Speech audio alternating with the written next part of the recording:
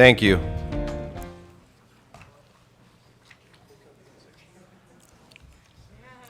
We will begin this afternoon where we left off on the Budget Committee agenda. We have gone through action items A, B, and C. We are now on item D. Prior to doing that, I've been asked to introduce Chancellor Blackadder, who has an introduction, is my understanding. Chancellor. Thank you, Regent Tuss. Members of the board, I would like to introduce our new student body president, Kirsty McPherson. Would you please stand? For Montana Tech. Thank you. Thank you, Regent. Thank you very much. We are a little behind. I would just remind everybody that we are a little behind schedule. Commissioner Christian wanted me to make that announcement before he had to leave. And I am now going to turn the mic over to Deputy Commissioner Robinson. Members of the board, I've asked Mike Reed, the Administrative Finance Vice President at Missoula, to present the next two items, one on the softball complex and one on revised allocations.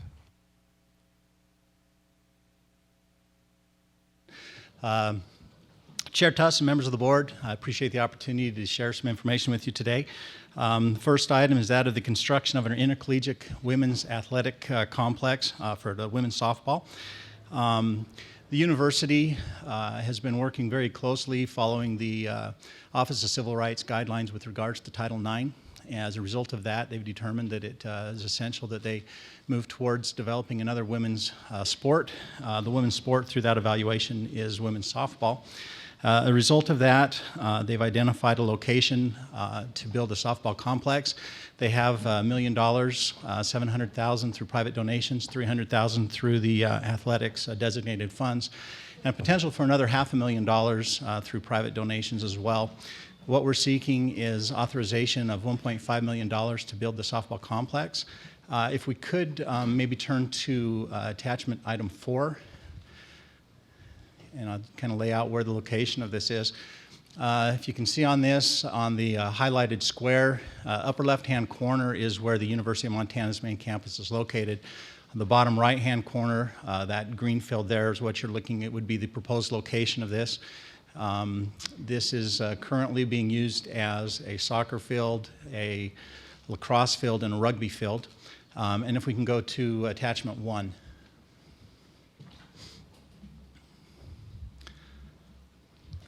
So this would be the layout. The soccer field that you see identified there currently exists, and that's what its current use is. The location of the softball field would be where the current lacrosse field is, and then the rec field is actually the rugby field. That would be moved over a little bit, but they'd still be able to play rugby there. And then the other 4 intramural fields are already there and exist. So basically what we're doing is moving or removing the lacrosse field and placing the softball complex there. Lacrosse then would be able to be played on the athletic practice field, and they've already had conversations with the lacrosse club as well. And then if we can scroll down, I can give you a little more detail of the softball field complex. This is the layout. Basically, the $1 million would be able to build the softball field, the bullpen, the batting cages, and some of the bleachers and the dugouts. If we're able to obtain another $500,000 in-kind donations, then we would be looking at adding on the support building and some more work in the dugouts. So basically the darker blue areas that you see there would be what we'd do if we're able to obtain the additional funding. I'd probably stop there and be happy to answer any questions. Questions from the board? Questions from the board? Seeing none, no questions from the board. Thank you very much. Thank you. Okay. Can I just make one comment on that? President Engstrom.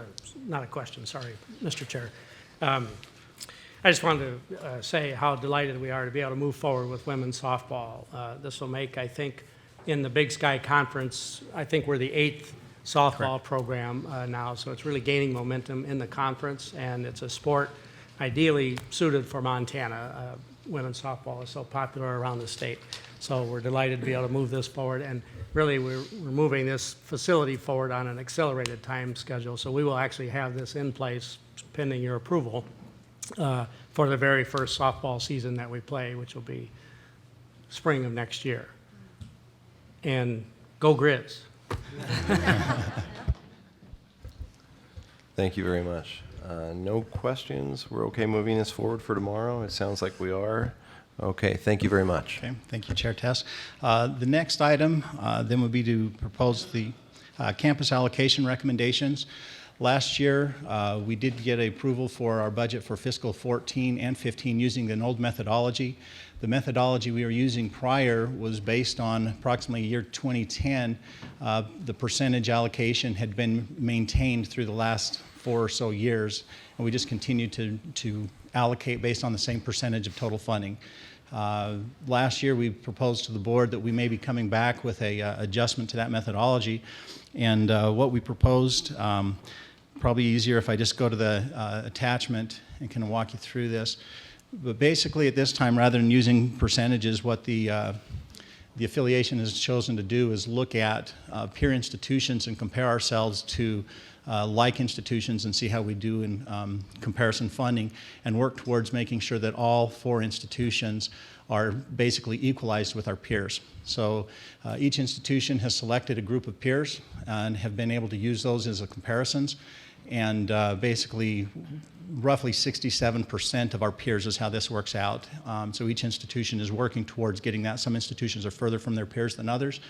But the actual transition of the dollars, which was kind of amazing, really does not change the allocation. It's 0.1%. If you look at how it was allocated under the old model versus the new model, there's a slight shift. But in the long range, it helps us move towards more equal funding with all of our peers. On the attachment, if you can see the, maybe starting with the FY14 allocation of $82 million, that was how it was allocated in this current year. Then the original FY15 allocation is what we had proposed last year that would be carrying forward into the next fiscal year. The revised FY15 allocation is under this new methodology as a comparison with our peers. Then you can see the difference there from the revised to the original, and then also the difference of the new revised FY15 to the FY14. But really the big difference is the difference between the revised and the original column there. That's the shifting of funds from how we had originally anticipated in last year's proposal. So I don't know if I've totally confused everybody. Maybe it's easier to answer questions if there are any.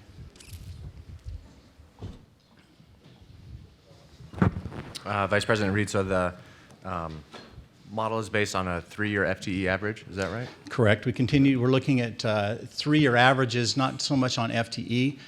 We do use a 3-year average of FTE, and we're also using a 3-year average of tuition and a 3-year average of state appropriation. What we're doing is we're looking at the total funding for each institution, including tuition, and comparing that with a total funding with a peer set of institutions.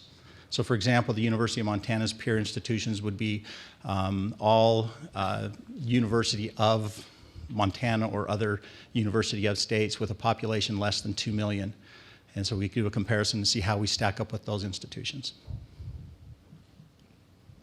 Further questions? Further questions? Further questions? Seeing none. Thank you very much. Thank you. And I'm assuming the board is okay with this item. Okay, thank you. We are now heading into action item F, mandatory fee increase for Flathead Valley Community College. And members of the board, Jane Karras, I think, will be speaking to.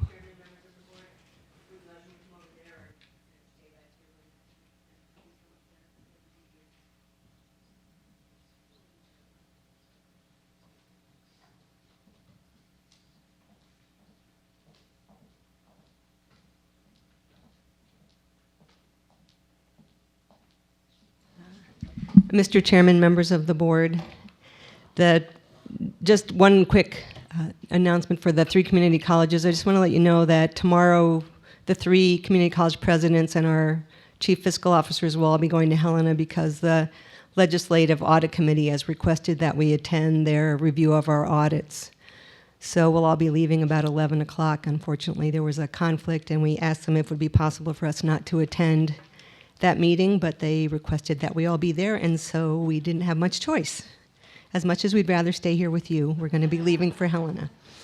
So if there are any questions, we would just ask, I think, for any of our items that you ask us today or tomorrow morning before we leave, because we won't be able to be present later, and I apologize for that in advance. But I think, as you all know, our locally elected governing board at Flathead Valley Community College takes their fiscal responsibility and their accountability to our local taxpayers very seriously, and what they always want to do is collaborate and coordinate with the Board of Regents. Those of you who've been on the board previously know that the Flathead Valley Community College Board likes to review and our tuition and fees on an annual basis as a group of local business people. They feel like, as they do with their businesses, it's important to each year review where we are with our budget and what our needs are for the coming year.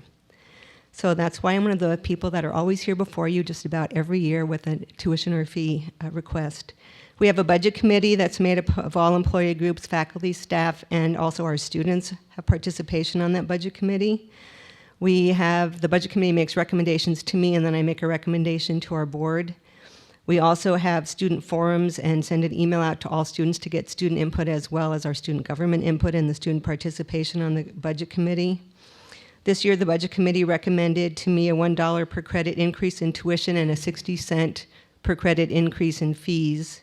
And I recommended to our board, based on where we were, that we have only no increase in tuition, but we do move forward with a 60-cent per credit increase in our fees, and the board did approve that at their April meeting. That 60-cent per increase per credit in fees, as you can see on the table, is $8.40 per semester. We do have student support for that, and we do have a student here, Ashley Olson, should you want to hear from one of our students, who is here for the mass meeting as well. The FVCC board has really taken a long-term approach to how to manage our tuition and fees and to ensure that our mandatory fees keep pace with inflation. We don't receive any LRBP funds, so we need to ensure that our buildings and grounds fees maintain the purchasing power going forward and maintain their keep up with inflation. Our equipment and computer fees also need to be sure that we're able to continue to provide classroom and lab facilities for our students to maintain their quality education. So I'm here if you have any questions. I'd be happy to answer those. President Karras, was this the unanimous decision of your board of directors? Yes, it was a bring this unanimous before the decision by our board. Okay. For my purpose, we traditionally do ask students to speak. So if I'd you be have happy somebody if here to Ashley speak, Olson's here and to she'd be speak happy to about those speak or no. issues, I think that would be outstanding. Welcome. Thank you. Mr. Chair, members of the board, my name is Ashley Olson, business manager on the student government at Flathead Valley. Representing the tuition and fee increases was unanimous just the fee increases, was unanimous by the student government. In addition, I think there was a general support of the fee increase at the time when we were getting input. I believe it was tuition and fees as well, and that would be where there was a little hesitation as far as increasing tuition. Fees in general, though, a 60% or 60-cent increase per credit is almost imperceptible, and after talking with numerous students, they are more upset by a $45 healthcare that was implemented last year, and I think 60 cents is not so great a change that students are concerned with it, as many of them are staying for 2 years. So if you have further questions for me, I'd be happy to answer them. Thank you, Ms. Olson. Questions of President Karras. Regent Regala.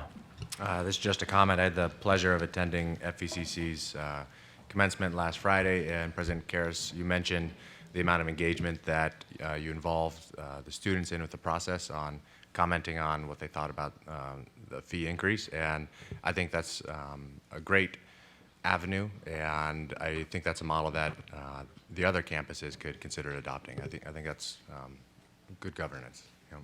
Thank you. Yeah. Further comments or questions from the board? Comments or questions from the board?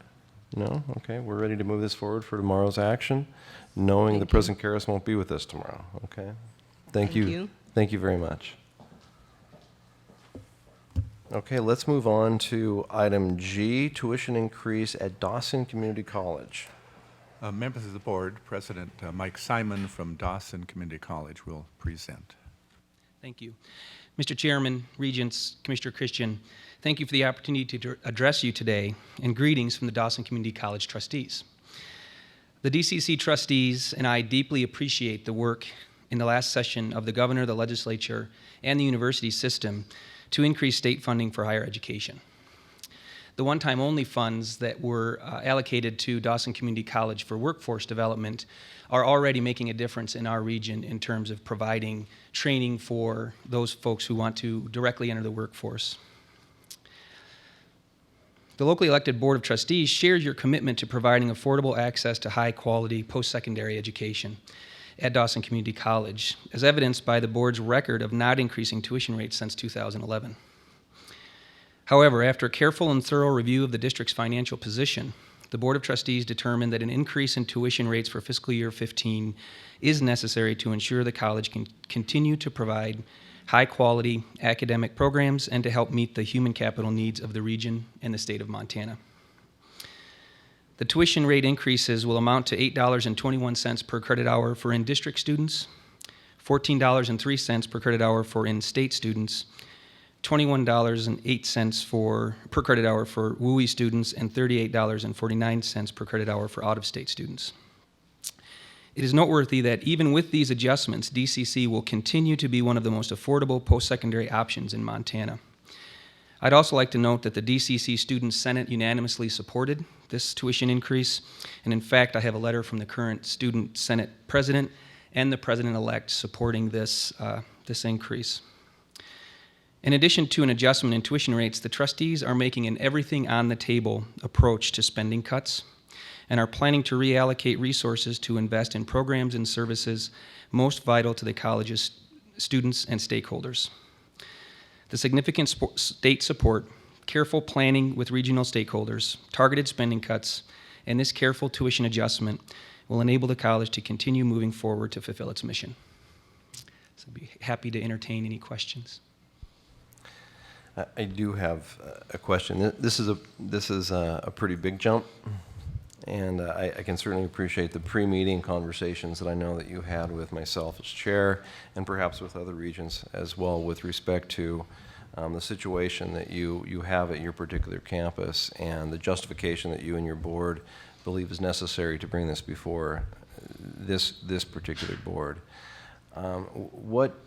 What do you think the rationale that we should be using when we communicate with perhaps Montana legislators? And I know that this is a different situation with community colleges with regard to the tuition cap agreement that we had with them and the investment that the historic investment that they made in the university system. Right. I know full well that we're talking apples and oranges here, but by the same token, if we approve this, it is indeed a 15% tuition increase on your students. Yeah. I think you know where I'm coming from with this, and you and I had some conversation on the phone about this. If you could perhaps talk about that. Sure. One thing I would note is that the College Affordability Plan, or the CAP, really addresses institutions or units that are a part of the Montana University system. And the community colleges, including Dawson Community College, are not a part of that system, and so we are not eligible for CAP funds. And that's not a sour grapes or anything along those lines. We're very appreciative of the support that we've received from the state and from the university system. But at the same time, having frozen tuition since 2011, the board just really feels as though we have to invest in the institution in ways that require some additional revenue. And we're really looking at this from the standpoint of a value proposition being, quality over price, and we need to invest on that quality side in order to continue to have the value that we want to have. Further questions? Regent Krause. Thank you. The old county treasurer in me wants to ask, do you know what the number is on the mill levy that the taxpayers of your county? I do not have that number. Dawson County don't have that number? Sorry, I should have asked you that the other day. Get that to you, yeah. But it's 70 mills, 60 some mills, you just don't know? I just don't know. Do you know what the total amount is you get from the taxpayers of Dawson County? I have that information with me, actually. I do not have that information with me, so I don't know. I'm sorry. All right. Well, there's two things I can't use. How about can you tell us Well, you asked the question, was it unanimous? With the previous people, I don't know, was this unanimously endorsed? This was unanimously endorsed by the trustees. By the trustees, and they're elected by the The local citizens of that's right. Dawson. Mm-hmm. And then the levy, is that subject to election? Do you know how that's, I can't remember how that's done. The levy has actually been in place since 1940, when the 1940. the taxpayers in Dawson County supported that, and so it is not elected every year. So the same people that pay the taxes elect the governing board who unanimously recommended this tuition increase. That's right. And can you tell us a little bit about your finances over the last couple of years since, say, I went out there, since John told, since Dr. John Seck was quoted in the paper as saying the current model you have is unsustainable. Can you tell us what you've been doing with your finances? I started with the college in July, middle of July 2013. That fiscal year, 2012-2013, the college lost $250,000. The year prior to that was a similar amount, and so I agree with Dr. Seck's assessment that we have to address these issues, not completely through increasing rates. I think we also have to look at how as I mentioned earlier, where we're investing our money, where we can afford to spend less, and how we can best invest the resources that we do have. But this fiscal year that we're about to close up, of course, we don't have all the final numbers at this point. My sense is that at this point, we will probably run a deficit, but we'll be closer to about $20,000. So we've already put in place cost controls. We've done a reduction in force, and we've had to take a look at prioritizing our spending at this point. I think that's all I've got for I think that's all I've got for right now. Thank you. Thanks. Members of the board, just we're able to pull up answer to the total revenue question. The taxpayer projected revenue for this year would be $1.3 million out of a $4.1 million budget. Thank you. The Thanks. tuition revenue estimated for this year is somewhere right around $600,000 total. Mm-hmm. Mr. Chairman, if I could ask one question, and I think this issue did come up at previous board meetings in discussing the operating budget for Dawson Community College. Presently, in your budget for this year, the total tuition revenue is estimated to be around $600,000. Yet, I think the waivers of tuition estimated to be $395,000. So the net tuition revenue that you'd be receiving would be $210,000. And I left a message for you in terms of maybe addressing that. Have the trustees at Dawson tried to address the extensive nature of those tuition waivers? Thank you, Mr. Chairman. They have actually addressed that. One of the plans that we're looking at right now is about a 16% reduction in athletic waivers specifically. And we also have already looked at the academic waivers. We have, for example, we had some off-campus programs where we were waiving 100% of the tuition. We're revisiting that with those partners now and indicating that we're not able to sustain that business model. So certainly one of the items that I identified very early on when joining the institution that we had to make sure that we were investing in those waivers wisely. One of the things that the waivers do for us, and especially in a rural community where there is not as much diversity as we would like from an educational quality standpoint, is the waivers allow us to bring in students who are from more diverse backgrounds, and we think that enriches the learning community as a whole. But with all good things, there's a balance that we have to find, and I think we're working to find that balance. Just one follow-up. Have you calculated, based on this tuition increase, how much the net tuition, net dollars that you would receive as a result of it? Yes, what we did is looking at the revenue from this year, we're actually up a little in enrollment this year, and so our tuition is about our tuition actual is about 107% of what we budgeted.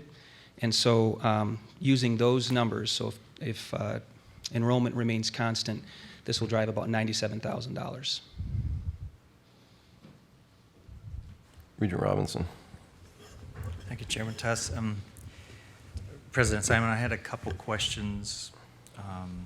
First of all, being the tuition in 2011, when it increased, then do you know what percentage it was increased? It was a relatively small percentage. I don't have the exact number, but I know it was a single-digit increase at that time.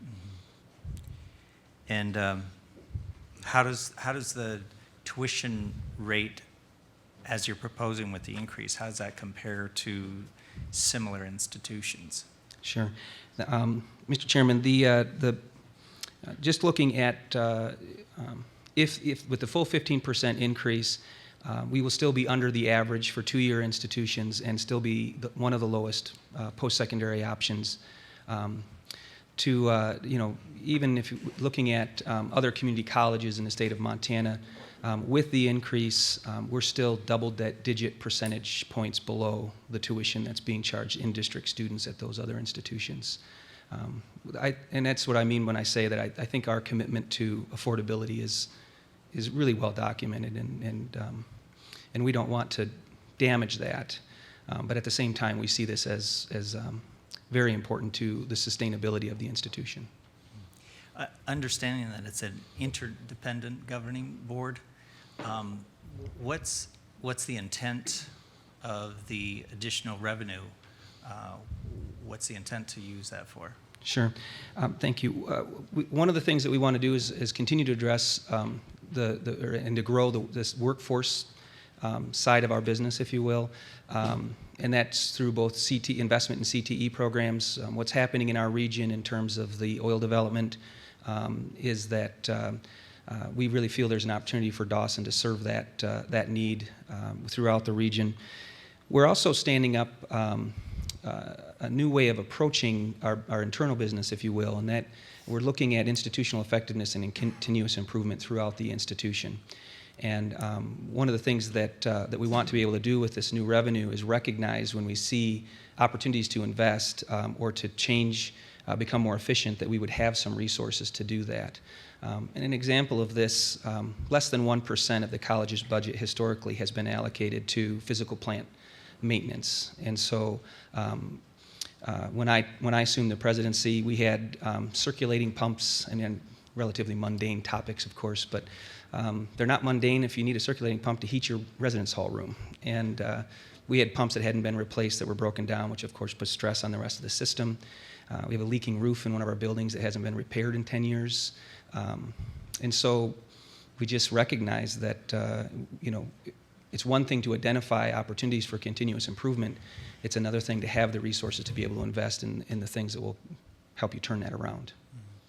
I have one last question, and that is what we asked President Karras as well. What was the student involvement in the decision-making process here, and what has been their response? Yeah, we involved the students very early on in the conversation about the health of the college and the direction of the college. I held a meeting specifically once we zeroed in on the 15% increase as something that we wanted to propose. With the students, we had a broad representation, in-state, out-of-state, non-traditional, traditional, and so forth. We walked through the issues, and they're, of course, attending, so they understand and know their friends in other institutions and the sort of opportunities they have compared to what we're able to provide. So the conversation was a very rich one. And there was unanimous support for this increase at that point. We also, through email exchanges, had opportunities for all students to give input, and we had some provide input there, but the primary input that we received was through the Student Senate and through this meeting that I described. Regent Albrecht. Chair Tuss, President Simon, can you speak to the long-term plan for sustainability to ensure that affordability remains paramount in your efforts, and sustainability for where you're allocating those funds, so that you're not continuing to look at increases to maintain those areas? Yeah, thank you, Mr. Chairman. I think one of the key things is, as I mentioned earlier, the institutional effectiveness and continuous process improvement model that we're standing up is really the intent of that is to look for opportunities to be more efficient, as well as opportunities to invest wisely in areas where we can grow and have the success that we need. I'm very heartened by the partnership that President Klippenstein and I have developed, for example, looking at, again, relatively mundane things, but even ideas such as, can we share ordering with office supplies and classroom furniture to get a better unit price on those? Are there ways for us to share positions so that the same service could be provided by one person, but we split the expense of that between the two institutions? And then we're also looking at leveraging some of we've been very fortunate that the Dawson College Foundation has been very successful in raising philanthropic dollars. And we're taking a look at those and how we can invest in programs that will attract students and retain students. Lastly, I want to talk a little bit about we're moving to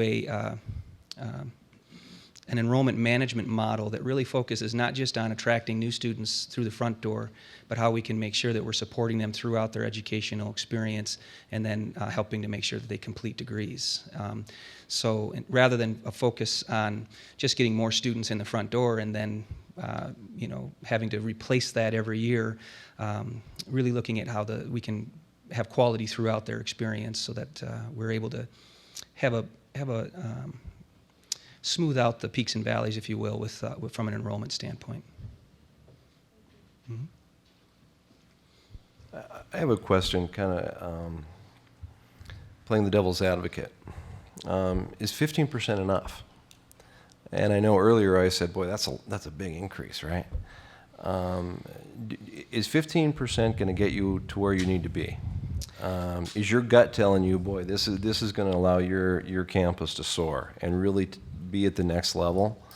Or is this a treading water deal where, boy, we've had a couple of really tough years, we've got a deficit, we've got a hole to fill, I know it's 15%, that's a lot, and really it just kind of gets us to even. What do you think about that? Thank you, Mr. Chairman. My sense is that there are a number of unfunded needs within the institution that this money will go toward. And so what I've encouraged the Board of Trustees to consider is a model very similar to what President Karras described, in that we would look every year or every 2 years at our business and decide, what is best, and are we priced at the proper level to move on. So I don't want to make any or set up any false expectations, if you will, with this. This is really, I think, necessary for us to meet our obligations now and to be able to invest wisely to move forward. But there certainly isn't any mad money, if you will, that would be driven by this, where we could say, kind of let's dream, let's think about what we could do because we've got this extra revenue that's coming in. I think this may be my last question, President Simon. What happens if we say no to this? Well, Mr. Chairman, I'm relatively new to Montana. So I'd have to go back and we'd have to revisit that with my Board of Trustees and have that conversation. They're very committed to the health of the institution, and I think they took this process and this recommendation very seriously. So I don't know. Quite honestly, this is a necessary increase from my perspective, and I just think that I hope that doesn't happen. Thank you. Regent Johnstone? Thank you, Mr. Chairman. Looking at your, you had an interesting pricing model, at least relative to Flathead. Quite low tuition and higher fees, and in the aggregate, you were considerably lower. Mm-hmm. Can you compare your model to the Miles Community College model? Did they also have very low tuition? And is your aggregate, you commented that your aggregate tuition and fees after this will still be below Miles City, mm-hmm. But was their mix the same? I mean, to be blunt, I guess, if you'd had a more normal pricing model relative to the other at least to Flathead, we probably wouldn't be here because you would have increased the fees, not Yeah. the tuition. The mandatory fees, I'm sorry, did you complete your question? I did. Okay. Mr. Chairman, the mandatory fees at the three community colleges are relatively similar in terms of the price point. I would point out that compared to Miles Community College, our in-district rate is 24.14% lower, and our from Dawson to Flathead Valley, it's 31.56% lower. So that's really, and I think you hit the nail on the head. It's our pricing philosophy. In the past, it's it's fine to have that, hold that denominator down, to have the price be as low as possible, but we have to also invest in quality, and that's where I think we've not had the right mix.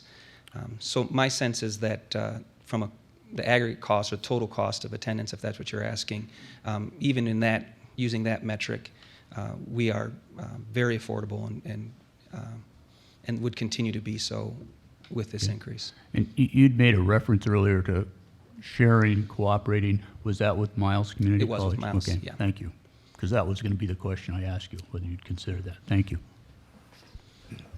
Further questions from the board? Further questions from the board? Seeing none, thank you very much for your time. This will be on the action agenda for tomorrow. I'm assuming that that's okay with the board, and we'll debate it at that point, knowing that President Simon won't be with us tomorrow. Okay, thank you. Deputy Commissioner, I guess we're moving on to the next item. Yes, members of the board, item H, Amy Berry in our office is the administrator of the Montana Family Education Savings Program, and does have an advisory board connected with it, and the advisory board, in conjunction with Amy and our staff, are making a recommendation in terms of the contractor that we work with, and Amy will provide a little overview of. Thank you. Mr. Chairman, members of the board, my name is Amy Berry, and I oversee the Montana Family Education Savings Program, which is Montana's 529 tax-advantaged college savings plan. So for those of you that don't know, 529s are state-sponsored tax-advantaged college savings plan where contributions to the plans can grow tax-free as long as the withdrawals that are made from the plan are used for qualified higher education expenses such as room and board, tuition, school supplies, and books, things such as that. For Montana residents, we also have a contributions up to $3,000, $6,000 if you're married and filing jointly, may be deducted annually from Montana adjusted gross income. So that's another advantage that Montanans have for contributing to these programs. And 529 accounts can be used at any accredited college or university.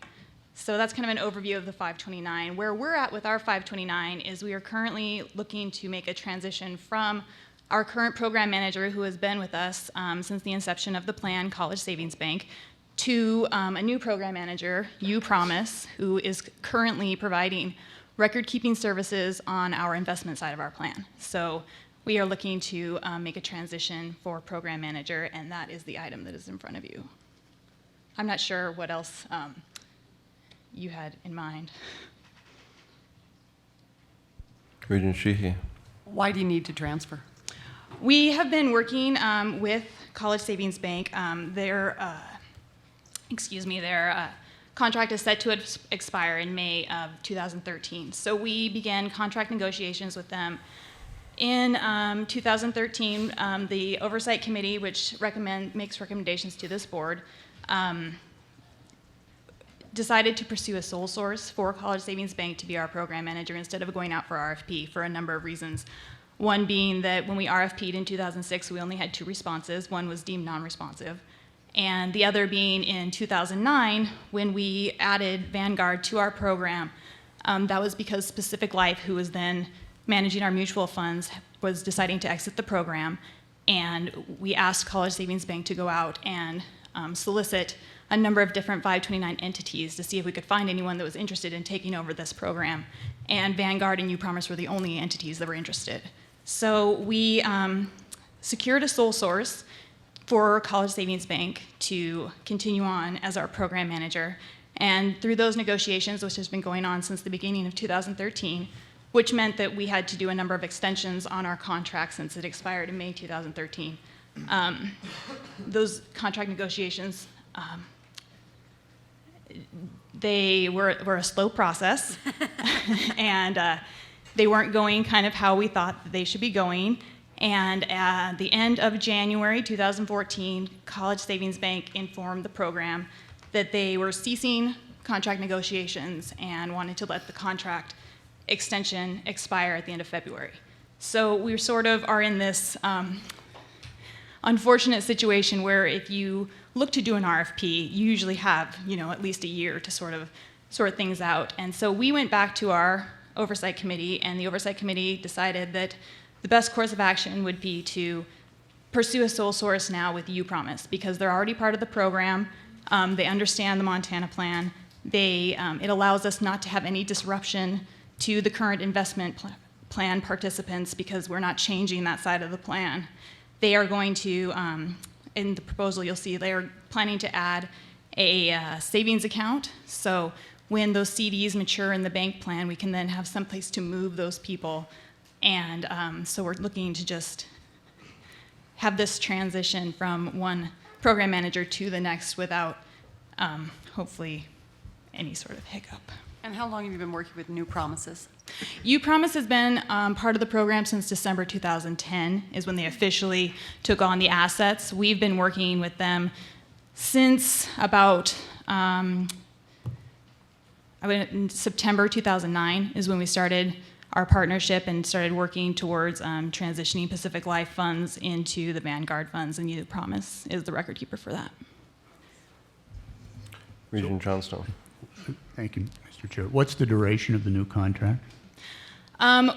We are proposing that we would like we have a set, we can do 7 years. Up to 7 years is what we're approved for. We typically with these contracts have been doing 3 years with two-year renewals, and I think that that's probably where the Oversight Committee is leaning, is to do a 3-year contract and then have the option for the renewals. We have discussed doing all 7 years sometimes because it's a lengthy contract that will help to bring the basis points down. Doesn't look like that's really going to probably happen in the terms of basis points, so I think we're looking to do our standard program manager contract that we've been doing since the inception of the plan. And does UPromise do this for other states, and you've checked with other states to see about their performance? Yes, sorry, Mr. Chair. Yes, UPromise is the program manager for approximately 11 states, and they have a very good working relationship with Vanguard. So Vanguard provides the underlying funds and through the UPromise, and yes, UPromise does 11 other states. So we've been very fortunate to have them. They've been a wonderful partner, and we think that this is going to be a very good enhancement to our program. Other comment? Yeah, Regent Robinson.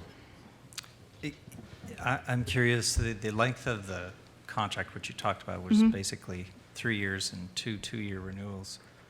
Is the length due to the investments and not wanting to move the investments around, or what's the purpose of the three-year contract? I'm not positive initially what the purpose of that was. I think that now that's probably a good point. One of the reasons that the Oversight Committee initially recommended sole sourcing with College Savings Bank is because 2 years prior we had just moved these assets from one provider to another, and they were concerned that by continuing to move participants from one provider to another, it becomes confusing. You start to lose assets because you are continually changing funds on them. So I think the 3 years, like you said, is to maintain some stability and to give the new program manager or the new investment manager a little bit of time to try to grow these plans, to try to make enhancements in these plans, to try to help us to help Montanans save for college. And so I think that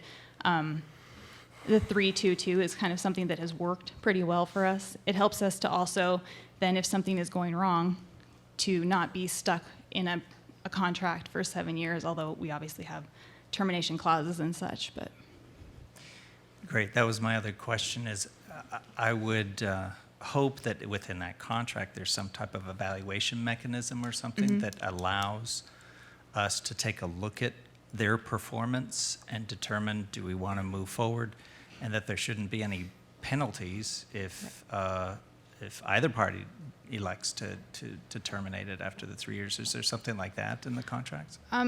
Jessica might be able to speak a little better to that, but yes, I think that that was one of the issues that we were having with the current contract with College Savings Bank, is that it's really not up to industry standard. They're not providing things like performance mechanisms, and we really didn't have anything in that contract that allowed us to, require this thing of them. So one of our goals was to bring it up to a 529 industry standard. We work with a 529 consultant. She's an expert in the industry, so she helps us to make sure that we are managing this program the way that we should be. And so this new contract that we were trying to implement really got us to that point, and it gave us a little more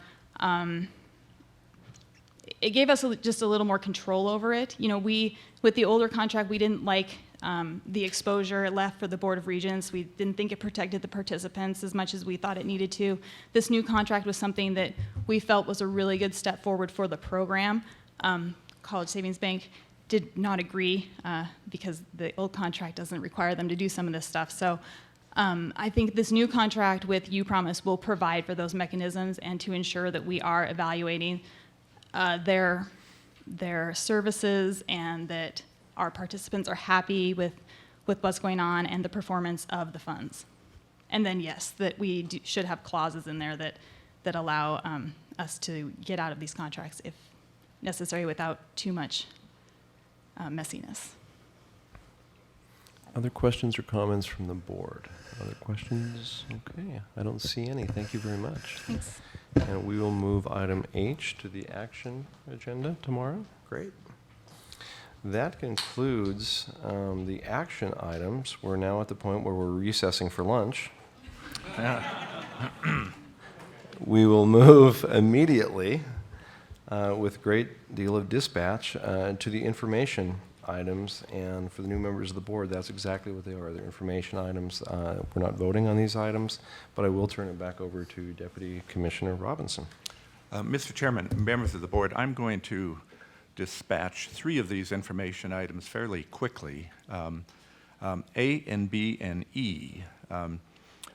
Every May, as part of Regents' policy, we are required to present the annual construction authority reports for the MSU campuses and the campuses. And we simply provide this as information to you. It does have some very useful information in terms of legislative construction authority that has been approved over a number of years, and the projects related to those and the status of the projects. It also has a section of the report that deals with Board of Regents authority that has been approved for various projects and has the status of those particular projects. So it is simply there for your information to access in terms of looking for, if questions come up regarding particular projects, et cetera, that you are interested in. That information is available at least at a starting point. Certainly any additional information we can have campus respond to, or our office may be able to respond to that specifically. So I'll say nothing more regarding that. Item E, Elizabeth, if you could click on that and bring that up. This again is an information piece. I wanted to make sure that we brought together, as we move into the next fiscal year, the state dollars that have been appropriated to the educational units and how those have been allocated. And we've had really 3 different actions from the standpoint of the board in terms of fiscal year 15 allocation. The first action took place last year at the May meeting, where we had the allocation that went to the campuses, the MSU campuses, the campuses for fiscal year 14 and fiscal year 15. We do have an action item on the agenda where U of M has asked to revise that allocation that was approved, revise the allocation for the campuses. and you'll have a chance to vote on that tomorrow. And if that would be approved, then the fiscal year revised allocation column incorporates that allocation within it. And then we have also had the fiscal year 15 performance funding allocation that was approved by the board previously. So I wanted to combine all of those allocations so that we did have a record of the dollar amounts that will be allocated, state appropriation allocated to each campus for fiscal year 15. So again, an information piece just so we have all of those in one place for fiscal year 15. What about the community college budget process presentation? Mr. Chair, members of the board, I've asked the community college presidents to provide a little bit of an overview of the community college budget process, because it is different than the MUS campuses. It does have a statutory direction that's connected with it. The calculations certainly were not included in the present law amounts that you saw earlier today. And I wanted the board to have a little bit of an understanding of the process that the community colleges move forward with as they're developing their budget and working with the governor's office and the legislature in terms of funding issues. Let me just ask before we go there, though, if there are any questions about information items A, B, and E. I don't want to skip that. I know that you wanted to do that fairly quickly, but if there were any questions or comments, we'll do that first. It doesn't appear that there is, so go ahead and proceed. Mr. Chairman, members of the board, I guess as the longest serving community college president, I get to share with you the history of the funding formula. And the community colleges are funded through a statutory formula that originally was created in 1981 and then was not reviewed or revised until 2007, about 25 years later. And it's based on a cost of education factor and a fixed and variable component now. But in 2007, when the formula was revised, a committee was created by an interim legislative committee, and the committee that worked on the formula were representatives of the Governor's Budget Office, the OBPP, the Legislative Fiscal Division, the Commissioner of Higher Education's office, and the 3 community colleges.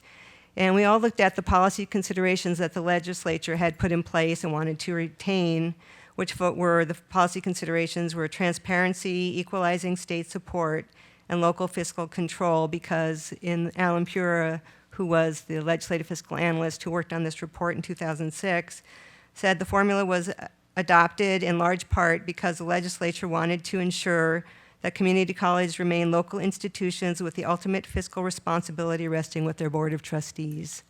So I know that was a question that came up a little bit earlier today, so I just wanted to share that with you as a legislative policy focus. But the formula is based now, after that committee that I just mentioned spent some time in 2006 working on it and presenting to the legislature. The formula is based on a 75% fixed and 25% variable component, and the review of that split happens every 3 biennia or every 6 years. And the last time that occurred was the first time after the formula was revised in 2012. The split was still determined to be valid at a 75% fixed and 25% variable. One of the items that did come up, there was an issue in looking at the need to remove the medical and retirement levies that are from the base moving forward. So that was done, and the statute was revised in the 2013 legislature. So the funding formula that we have now does look at the fixed and variable component. The legislature sets the state share of the cost of education, and that 75% fixed and 25% variable component is how the cost of education is calculated. The legislature sets as a policy decision the percent state share that they will support of the cost of education factor, and that has been 50.8% since 2012. That has not changed. It's set by the legislature. It's a policy decision. There is a reversion factor in our funding formula, which does not happen right now, I think, in the university system, but should the community colleges fund fewer students than the money is appropriated for, we do revert that money back to the state as a group over the biennium. But on the other hand, and just in relation to what Deputy Commissioner or Associate Commissioner Trevor said earlier today, when we serve more students than we're funded for, we don't get any additional state funds. So for example, in 2004, when there was a recession, community colleges are very subject to the economy, and we have an inverse relationship with the economy. When the economy is great, our enrollments are usually down somewhat because our students work. They can work. We have many part-time students who work while they're in school. When the economy is not very good and they can't find jobs, then our students, we have more students. So in 2004 was one of the recessions. That was one of the highest years that FECC had until recently, in the most recent recession. But that number, for the 10-year comparison where it looked like we were down 1%, if you had looked at 2003 to 2013, we actually were up 26% because the 2004 enrollment was an extremely high enrollment. We served 400 more FTE that year than we had been projected to serve and received no additional state funding for those resident students. Same thing in 2008 to 2011 when we had, or 2010, we had a 55% enrollment growth over 2 years. But we're very subject to enrollment swings because of the economy in our local areas. We all, for example, at FECC, 94%, 92 to 94% of our students come from Lincoln and Flathead County. So as our economy changes, so does our enrollment. But the new funding formula, the revision in 2006, 2007, actually did help both the state and the community colleges in better managing our budgets in the state and appropriating their funds, because the fixed and variable component helped eliminate the peaks and valleys that the legislature, if we had a huge enrollment growth and it was based just on our FTE variable component, the state had a huge increase in funds that they gave us, yet if we had a large dip in enrollment, then we had to manage a budget that changed drastically as well. So the new funding formula, the revision, really did help level that out, both for the community colleges and for the state. For example, if we lose 100 FTE, that may be 100 full-time students, but we have some part-time students. They still might take 3 of our students to make up 1 student. They all need advising services, they need counseling services, they need financial aid services. It's more than one body being served. And at the same time, 100 students spread over a number of classes doesn't mean you can close a classroom or get rid of a faculty member. It means you might have 1 less seat being used in a classroom, but you still need to pay to keep the lights on and to pay for that faculty member. So the revised funding formula really helped us better manage our budgets and better provide quality education to our students, and it helped the state also be better able to manage their appropriation to the community colleges. So just quickly about the FECC budget process, I told you a little bit about it earlier. The college has a budget committee. The board is fiscally conservative and very fiscally responsible to our community. Our budget committee, made up of employees and students, meets on a regular basis. Our executive director of institutional advancement and planning and research is the chair of that, so we're ensuring that our budget committee is focused on the college's mission and goals set by the board. We have student forums and send out emails to students. Our board has a budget retreat workshop to review the budget and discuss it. Per state statute in the community colleges, our board actually has 2 readings of our budget. They review the first reading of the budget in June, and then they have a second reading in July where they again review the budget and can make any other changes. In addition, the statute requires that we post public notice that our budget is being discussed. So we have that done as well several times in our local media. So that's a quick review of the budget process, and I know both President Klippenstein and President Simon will add some to that. Thank you, Mr. Chair, members of the board. For the record, I'm Stacy Klippenstein. I'm the president at Miles Community College. I just wanted to share a few thoughts. As you know, I'm relatively new to Miles Community College, 5 months, and I've had the pleasure to be here in front of you today to talk a little bit about our budget process. Just a couple things to let you know that we are very committed at Miles Community College for enrollment growth. We are, as well as Dawson, taking a look at our strategic enrollment management plan. We are also taking a look at our fiscal stability. And our Board of Trustees are very committed as well to take a look at our budget planning process, tuition and fees, and so forth in regarding having a very stable and a strong budget. We're also very committed to our collaborations. President Simon earlier mentioned our work with Dawson. We have some relatively new initiatives moving forward. We actually have a small task force that has already met and had some dialogue about some ways to run some efficiencies, and I believe that between Dawson and Miles will continue that relationship, but it also is a collaboration and relationship with Flathead Valley as well as other four-year institutions. And our other commitment will continue to be with workforce development and community education, which is also a cornerstone and a foundation of community colleges. One of the things to let you know that we at Miles Community College, as well as our trustees, we are very in favor of the way the funding model is set up. As President Karras just mentioned, it does allow for more stability in the funding model from the state due to increases and vast decreases in enrollment. So as Miles Community College over the last 10 years has seen both increases of 30, 40, 50 FTE, and we've also seen decreases of 40, 50 to 80 FTE. So that fluctuation, and we believe that the funding model actually supports and helps us be able to maintain and a product and quality at our institution. Right now, with the way we are set up with the fixed and variable cost, it really is determined on enrollment projections. In 2006, when the state made the adjustments to the funding model, one of the things that was mentioned is that they, I think, reviewed 14 or 16 state systems and community colleges in their funding model. And one of the things that came up from that was that that funding on a 3-year rolling average would not be the most appropriate way. The most appropriate way for us to take a look at it would be in the area of our fiscal, or excuse me, our enrollment projections for the year. So this upcoming legislative session, the three of us will be working together on our own individual enrollment projections. And with that, though, we are held responsible to that because of the reversion factor within that. The other thing, too, is our Board of Trustees are a very important part of our budget planning process. We have a finance committee that meets monthly that takes a look at our budget, our finances. They review very early on some of the budgets that we'll be bringing forward. Our budget planning process and review is very similar to Flathead Valley. We run those first readings in June and second readings in July. And all along the way, our trustees are very involved in the process.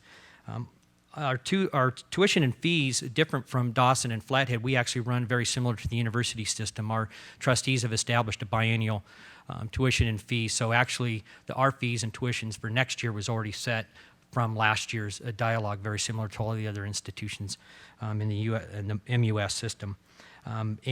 So this upcoming year, obviously, we'll be taking a look at the next two, so fiscal year 16 and 17, and we'll be bringing forth next May our proposals for tuition and fees. With that, though, we do everything we can to involve students, faculty, staff, and our Board of Trustees with our Finance Committee. We also have a Budget Committee on our campus that takes a look at investments and as well as capital projects, human needs, and take a look at where we need budget reductions. So we're very involved in that, and we utilize everybody on the campus. Just a couple of things. With all of our budgets, our three major areas of revenue obviously comes from, one is our taxation. We have roughly 77.82 mills in Custer County, as well as that roughly is about $900,000+ in some revenue. I think they're per mill, it's about $16,000. We also run then off of tuition and fees, which were just over $1 million off our tuition that we collect, and the rest then comes from the state, except for some other minor adjustments. One of those adjustments this last year, and President Simon mentioned earlier, is that we had some one-time only dollars from the state. At that given time, we were both issued $500,000, so with $250,000 per year to go towards workforce development. Both Dawson and Miles, I can speak well for Miles Community College in regards to last year. They established and they utilized every single penny of that we have in the area of workforce development in CDL as well as heavy equipment. So our simulators, some adjustments in some space to house our simulators, a trailer to put our CDL simulators on a truck and actually go out to the workforce. That, along and combined with some of the SWAMI dollars we received, really helped us build what we consider is heavy equipment operations and CDL operation in southeast Montana as well as western North Dakota and some areas of northern Wyoming. We actually have students coming from western North Dakota because they do not at this given time have the same type of heavy equipment operation certificates in 2 years, as well as the CDL training. We have 2 instructors in some schools over North Dakota. They're having a hard time finding instructors. So we feel very good about our product, but we would not have been able to do that without the workforce-only dollars. And we're also going through a very similar process of establishing our budget for those OTO dollars for next year, and they will be fully focused on workforce development as well. So the intent of those dollars from the legislature, we're upholding that intent, and we will continue to do so. And we would hope that we would have the ability to work with our local legislators, the state legislators, our board of trustees, and what we would look at as possible need for the next biennium. One other thing I wanted to mention was a very important part of our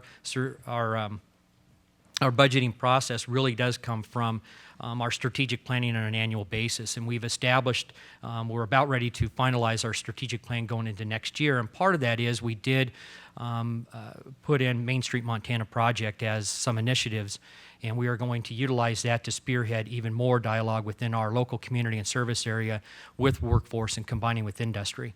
So just wanted to let you know that the Main Street Montana Project is very, very important as well to the 3 community colleges in our service area, and we'll continue to focus on that. The last one I want to speak to regarding our budget process, again, comes back to our collaborations and efficiencies.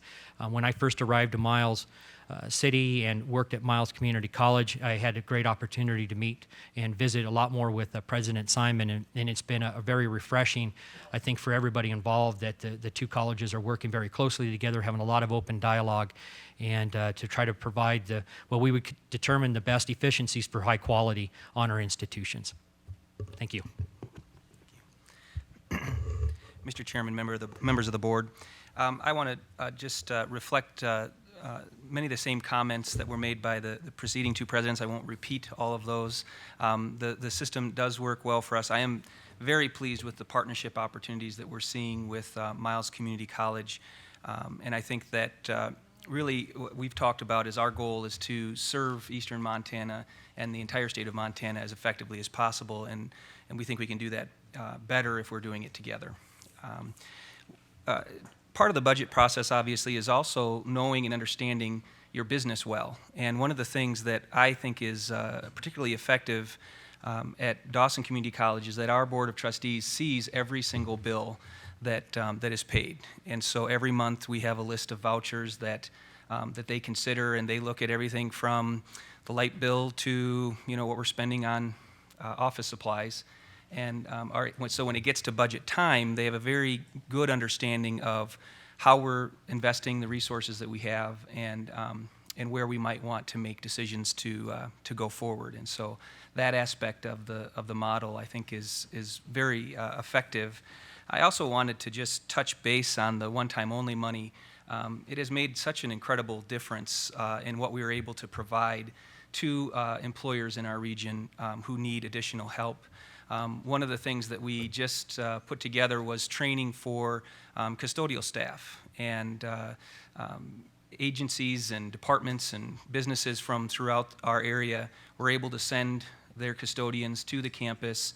The charge is $100 per person, and they'll be able to receive some excellent training on managing hazardous wastes, best practices in their field, that sort of thing.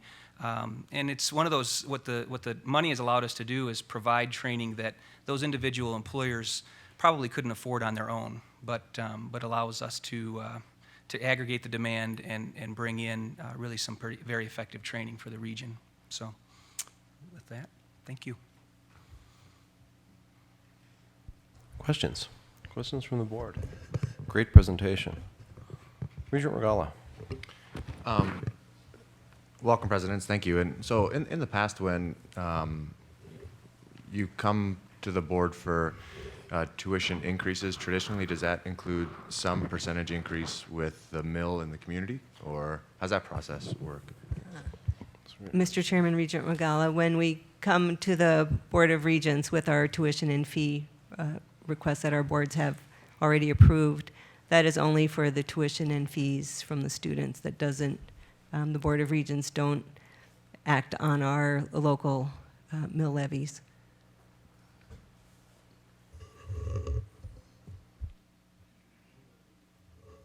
Is your mill levy capped at a certain point, or can that rise as well? Mr. Chairman, the mandatory mill levy, to change it would have to be taken to a vote of the taxpayers. So right now, there is an inflationary factor that can increase by a very small percent that's in the statute, but other than that, it can't be increased without the taxpayers voting on it. In addition, our mill levy has to go to our county commissioners for their approval as well. One more question from me. Are you limited in what you can use the money from the millage, on what you can use that money for? Mr. Chairman, the money from the mandatory mill goes into our general fund dollars. Other questions? That was a great presentation. Other questions? And Mr. Chair, we do have a handout that's just a summary of what we presented, so that since it was a lot of information, we'd be happy to This leave it was with very you all. informative, very helpful. Thank you for doing this. Deputy Commissioner.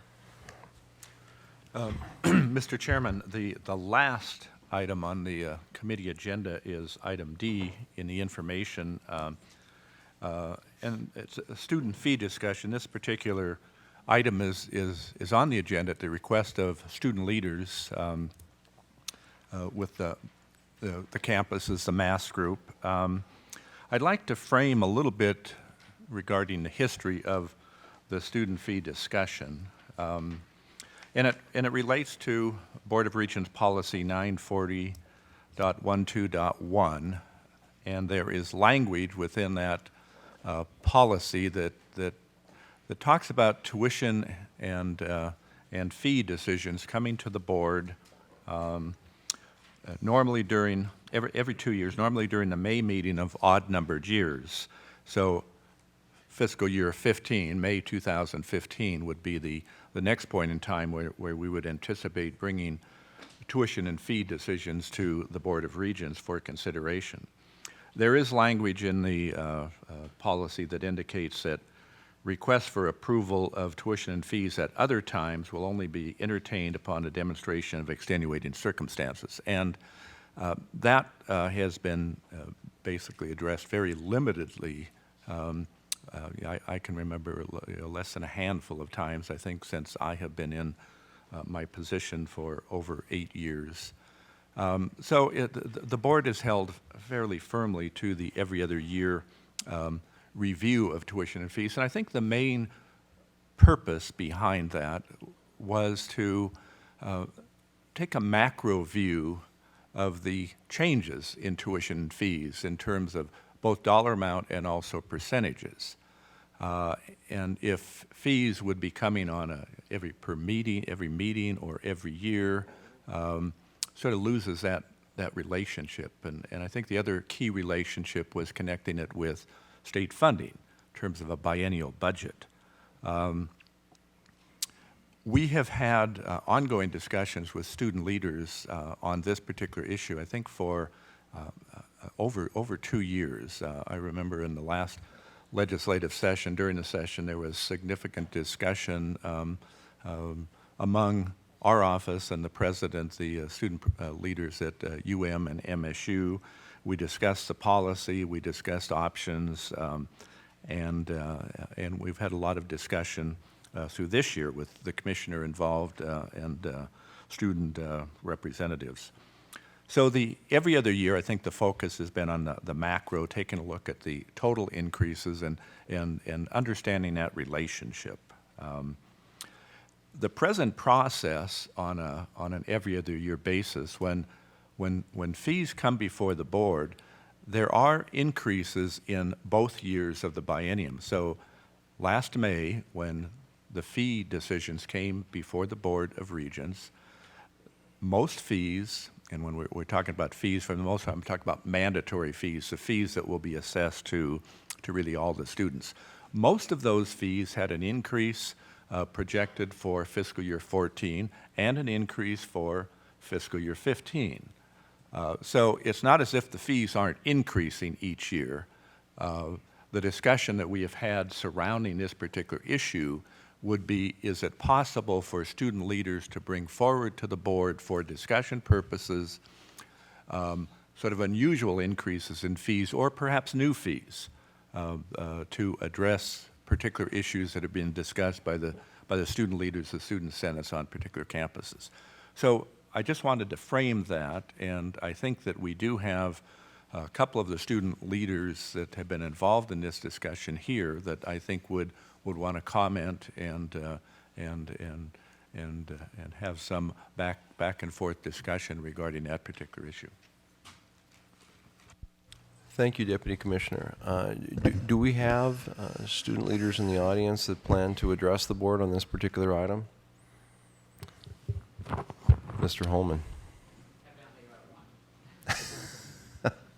Thank you for being here. We're all here. We just, we figured just me. Anyways, Mr. Chairman, members of the board, thank you very much for taking up this conversation today. As many of you know and have heard me speak about throughout the course of the last year, this is an item that is important to all of the governances across the state, all the student governances across the state, and really has been an issue that MAS and all of the individual student governments have wanted to challenge for several years now, at least in my time here involved with Montana Associated Students, which this will be my fourth and hopefully final year. But I think the key issue that's at play for student government and an annual fee review is that we as student leaders, with very few exceptions, such as myself, have typically one-year terms. Even if we go from Senate to an executive position, we typically don't have any more than two-year terms. And a lot of us, especially for two-year schools, even have a highly transitory nature of our student body. They're not around forever. But that doesn't negate good ideas. The fact that people aren't around for more than their 1 year doesn't mean that they don't have good ideas. It doesn't mean that the ideas that they have aren't implementable and that they wouldn't benefit students across their campus. We have a unique nature in our student fees that our students actually have to vote upon our fees.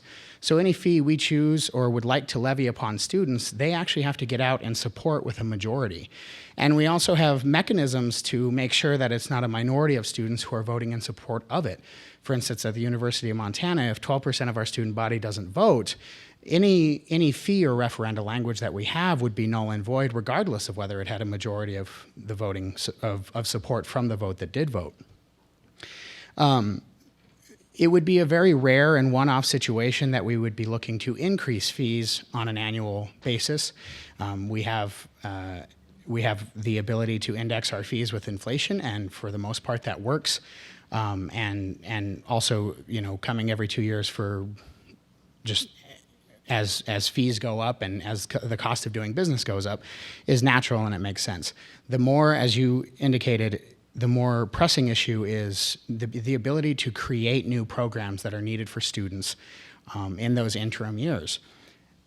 Great ideas can last more than 1 or 2 years, but the ability to implement them with the original visionaries allows those programs to have the best chance of success. For instance, at the University of Montana, there was a great will this year to implement an infant care program. So the student government was approached by a large amount of students, as well as faculty and staff, hoping that we could implement an infant care program. Now, we operate a child care program, but this would be for toddlers, 0 to 18 months.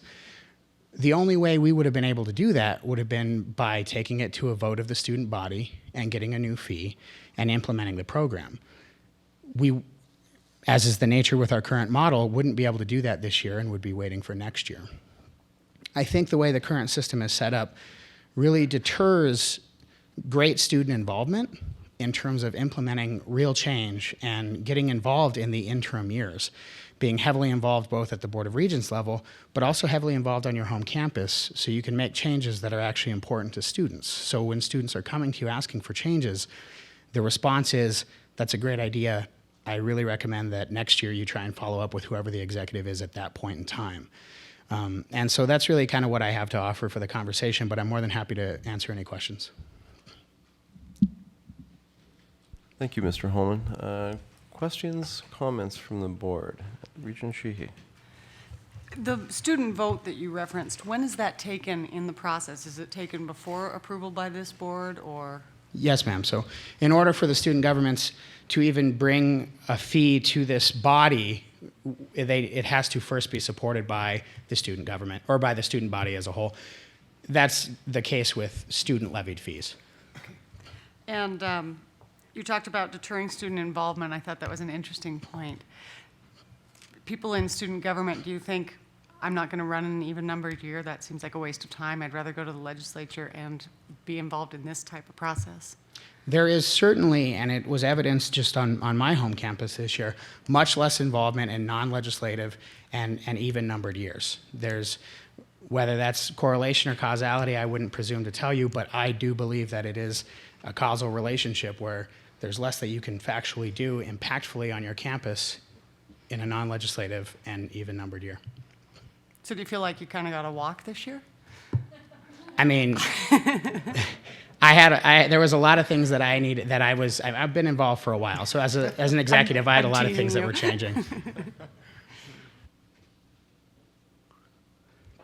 Regent Regala. Thank you so much for being up here, President Holman. And obviously, this is a topic that we've been discussing a lot about. But I just want to make one point that this isn't a large policy change that we're looking for. I think it's to make it more in line with some of our other fee approvals that we already have. For example, earlier today, we had a consent agenda regarding expending student computer fees, which come up yearly, and that's something that students don't have very much voice in, and that's a yearly process. And we're just looking for the commensurate infrastructure for student voted on, student generated fees for projects that we want to implement. So with ASUM, one was this great infant care program that Asa and Mariah had really put a lot of effort into, but decided not to follow through with for a variety of different reasons. And MSU's campus, students there voted to take their outdoor rec program and turn it into an $8 student-generated fee. And so if this place were, or if this policy change were in effect now, that outdoor program could generate additional revenue and go into effect currently and provide services now. And the incentive structure really comes out with students from the smaller colleges who have an even shorter tenure than what student leadership at the 4 years generates. So there's conversation about a student fee at Miles City College to possibly fund a student assault resource center, but the incentives aren't really inspiring if they only get approved on off years when the current leadership are only there on that off year. And so we're just looking for a commensurate fee approval process. Regent Albrecht. Okay. Thanks, Asa, for all your work. So, clarification, with student fees, do some of them expire for one-time projects, or are they cumulative? Excuse me. They certainly could. It depends on the fee and how it was approved by the body and what the intent of the fee was. We don't have any fees that currently expire in ASUM's current model. I couldn't speak for all of the other campuses. We do, however, have opt-out fees that are optional to students, student-driven fees that were accepted by the student body, such as our sustainability fee, that students can choose to opt out of, so they don't have to pay it. And a big interest of the MAS leadership this year was to take a look at the possibility of sunset clauses on fees, to make sure that they are staying competitive, to make sure that they're staying with their initial mission, with their initial intent. And I think that that's a separate conversation from this, in my opinion, but I do think it's a conversation to be had. Because one of my concerns is naturally when you're looking at it every year, you have the tendency to then, it becomes an affordability issue and it's cumulative. And so certainly that's something we want to take a look at. The rest, your other argument certainly has merit, and I can support that. I just am concerned and hope that you'll be fiscally conservative and very diligent in your discussions about adding fees and being cognizant of the affordability issue and students' loads. Well, and I'm very sympathetic to that as well. I do think it's worth noting that as an overall percentage of the fees that students pay, the fees that they voted on and pay as student fees that are levied by their student government, are a very small fraction of the overall fees that they pay. Mm-hmm. And again, are the fees that they are actually going out of their way to say, we want to pay, we want this service. And so the threat of any fee snowballing, I think, is always there, but I think this body does a really good job of watching that. And outside of that, we have administrators and advisors on our own campuses that also watch for that. Mm-hmm. President Engstrom. Mr. Chair, members of the board, President Holman, I would like to support this idea from the perspective of my position as president. I think that we ask a great deal of our student leadership, and they truly respond. I feel proud to say that I believe we have among the most active student government situations in higher education, and our students are to be commended for their good ideas and for the energy with which they pursue them. I think that it makes good sense for all of our student leaders to at least have this tool available to them as they go into their usual year of leadership. I don't believe they'll use it frivolously, and I think there are two very important checks in place on whatever gets proposed. One of those checks is the support of the campus.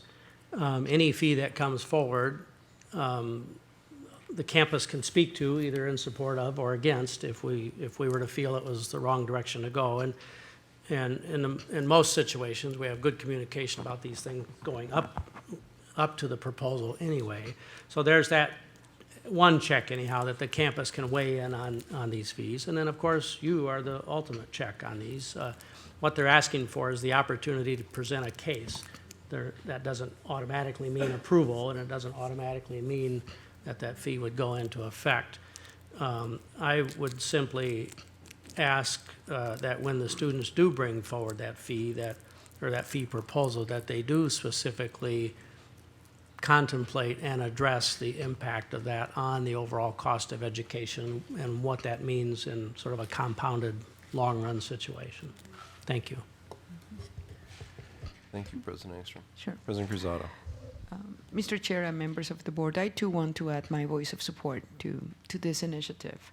I have been privileged to observe our student leaders manage the different aspects of the business enterprise, if you will.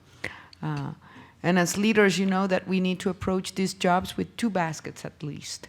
One in which we're going to rectify or correct things that are not working, but also one in which we are able to dream about the future and build and construct new ideas and new projects. As long as there is an opportunity for the students to consult amply with their peers, I think that we can give them that vote of confidence.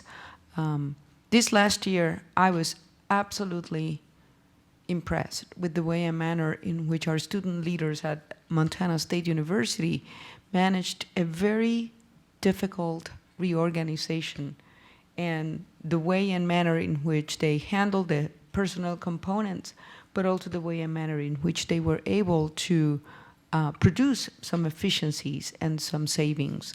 So it goes hand in hand.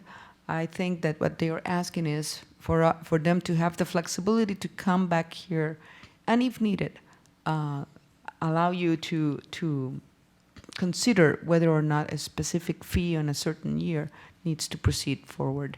2 years in the life of a student is a long, long time. Deputy Commissioner Robinson, I have a question, a kind of a fiscal question for you, and it has to do with what Regent Regala had talked about with regard to the fees that we had just approved spending. And were those computer fees? Is that correct? And on an annual basis, and he had indicated that we do that on an annual basis. Isn't what we just did, or what we perhaps are going to do tomorrow with those fees, different than what we're talking about now? I mean, right now we're talking about I'm assuming we're talking about new fees or increase in the amount of those student-led fees versus non-student-led fees and spending them on an annual basis. Can you? Yes, Mr. Chair, that is correct. The items that were presented in the consent agenda do not impact at all the dollar amount of the fee per student that is being charged. It is simply a communication of how those fee collections for this particular year will be spent. And so it doesn't change the fee at all, and I think that is an important difference. There's not an increase in the fee. They are not new fees. They are simply a communication of how those fees are spent in a particular year. The one fee issue that Regent Rogala mentioned earlier in the consent agenda for the MSU fee, where there was a sort of a redirection of an existing fee.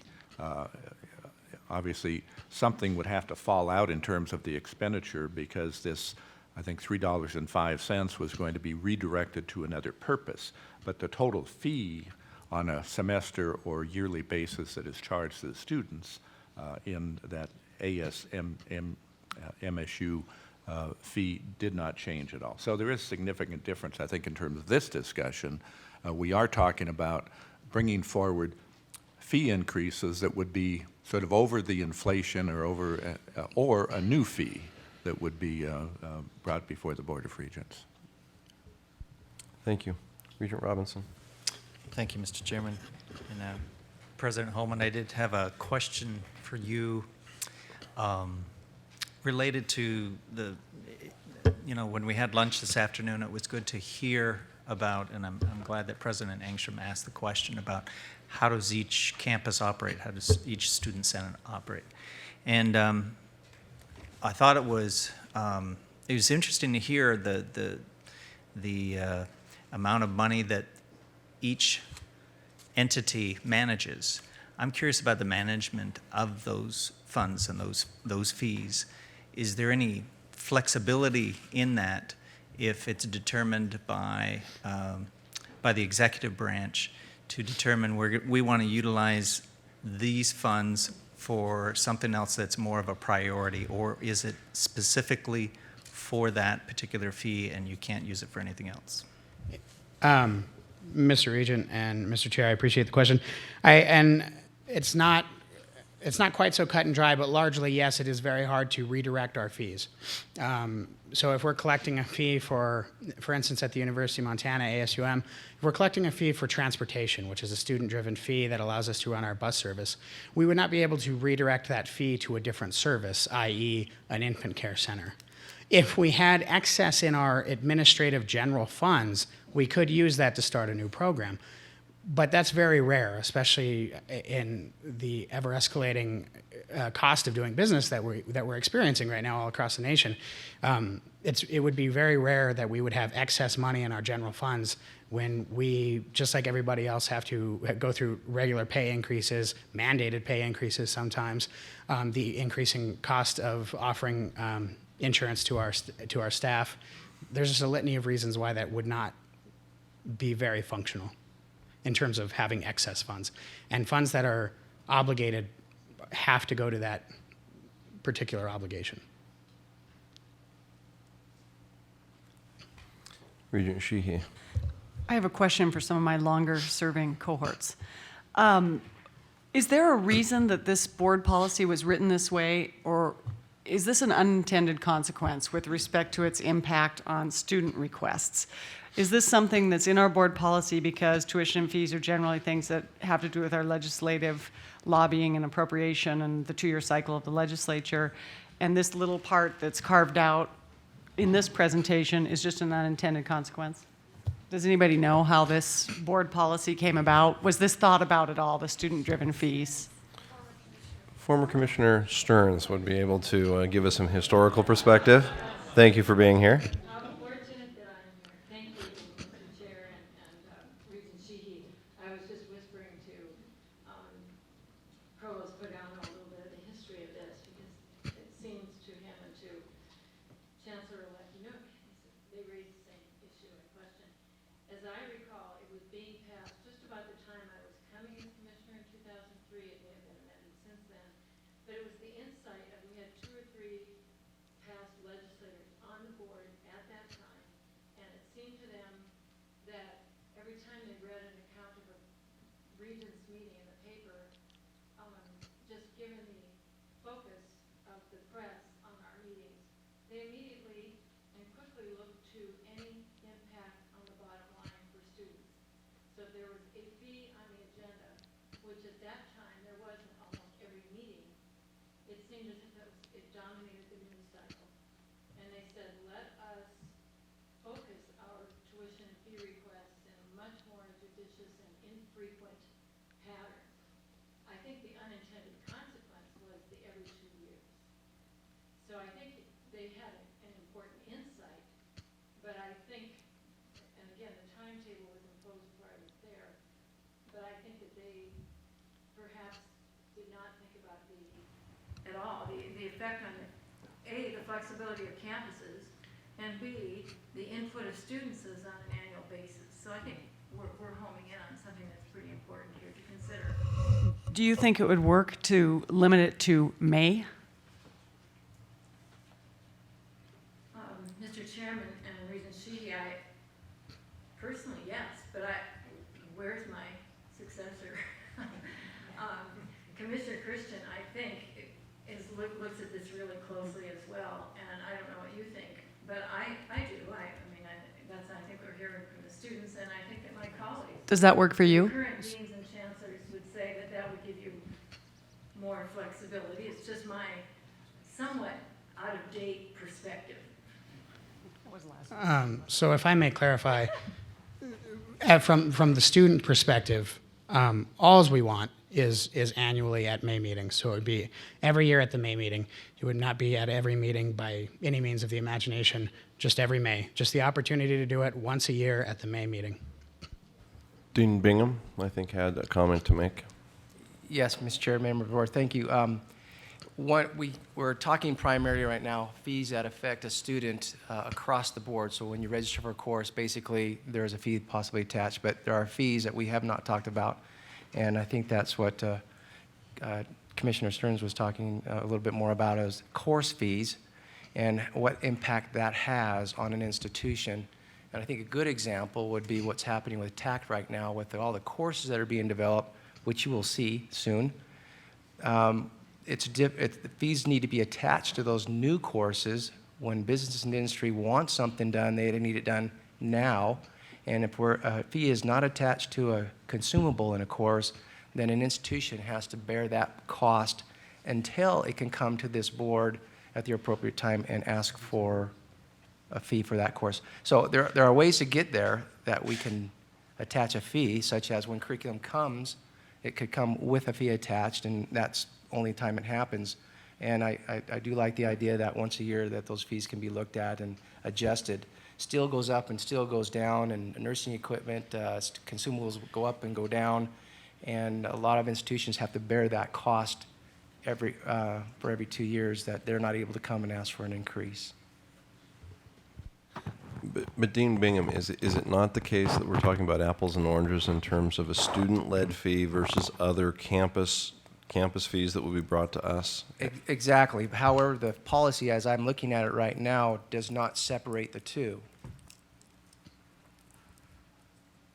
Regent Regala.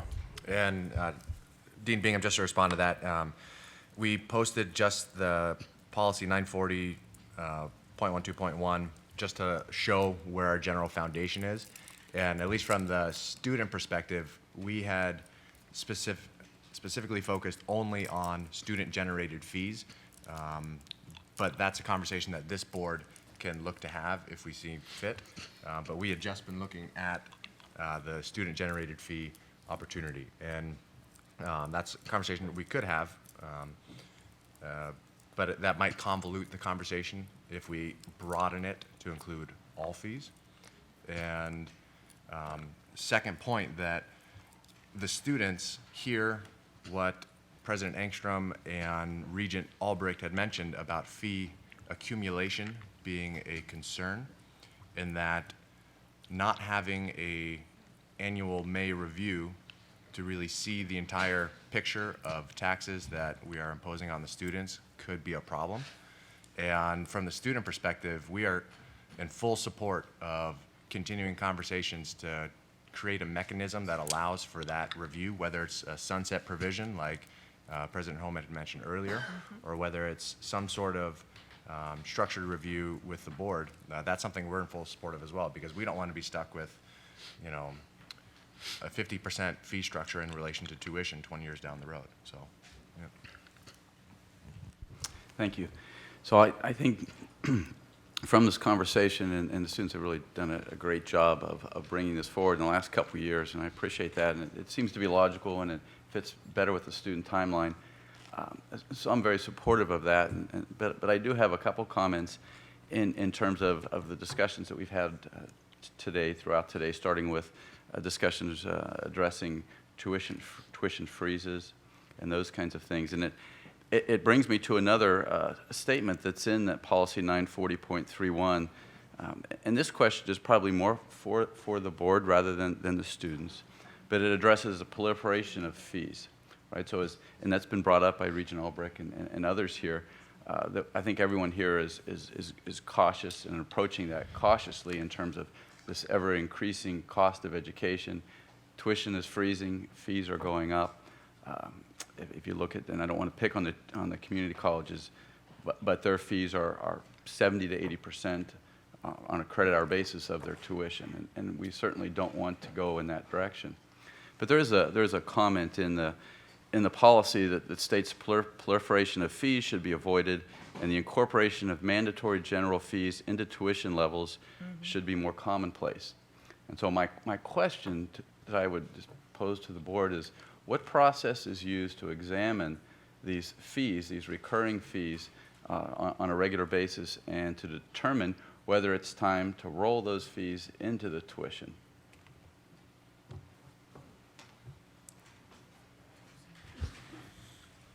Deputy Commissioner. Members of the board, let me just comment on that somewhat, because we had that very conversation, I think, maybe a year ago at the May meeting, brought up by the student regent, Joe Teal, as he was attending his last meeting.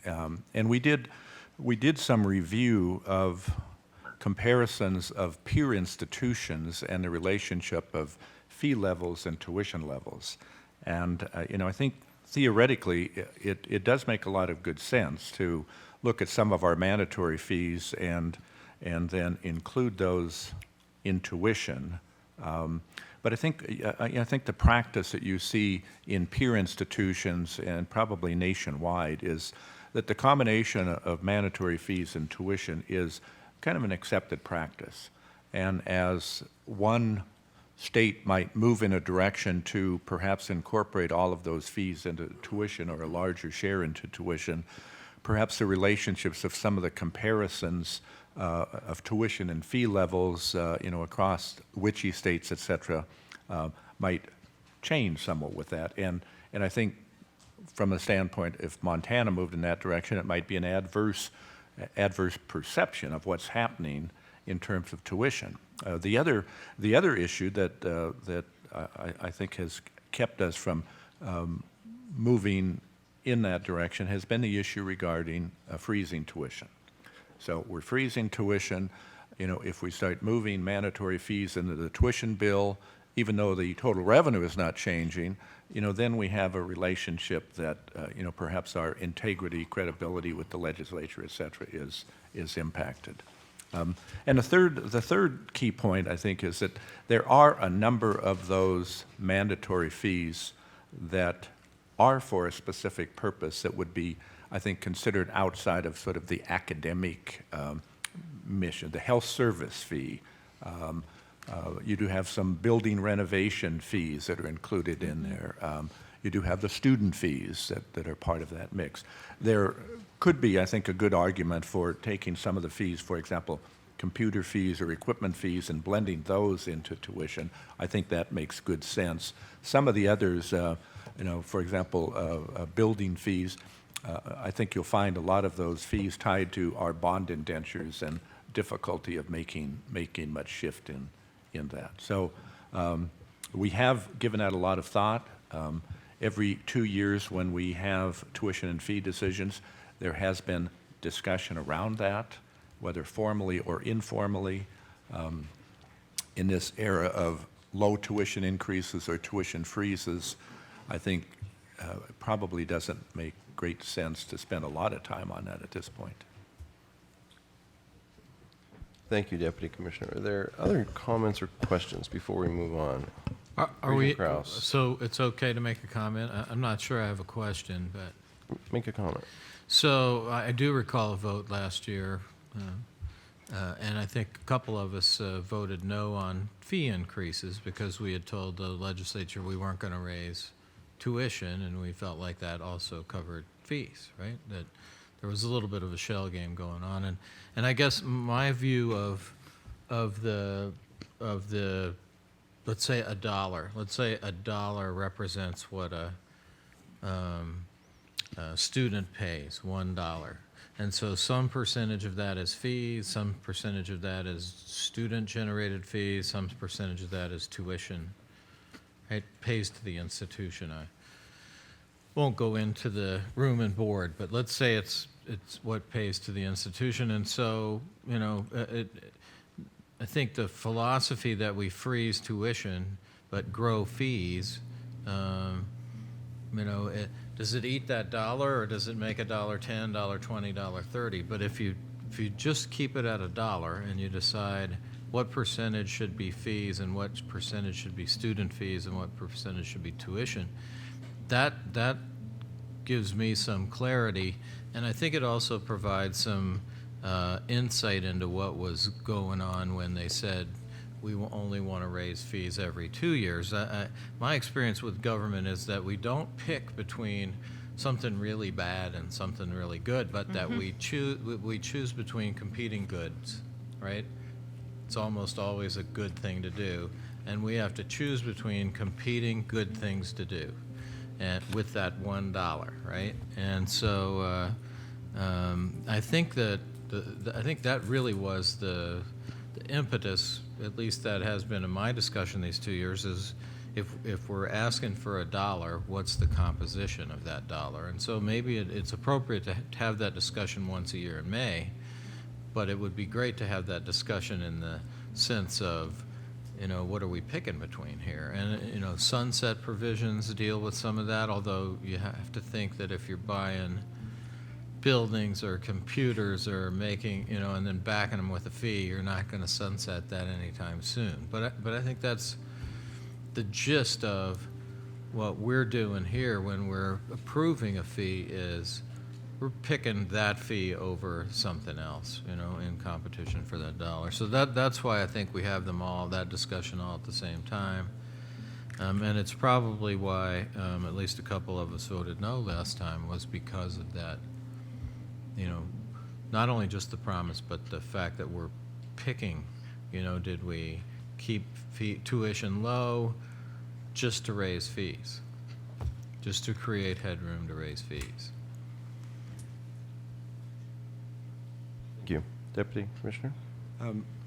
Mr. Chairman, I need to sort of respond and I think clarify a little concerned about maybe the use of the term shell game, and perhaps it wasn't intended in that way, but the cap agreement, the cap agreement with the governor and the legislature was very clear that the freeze was related to tuition dollars.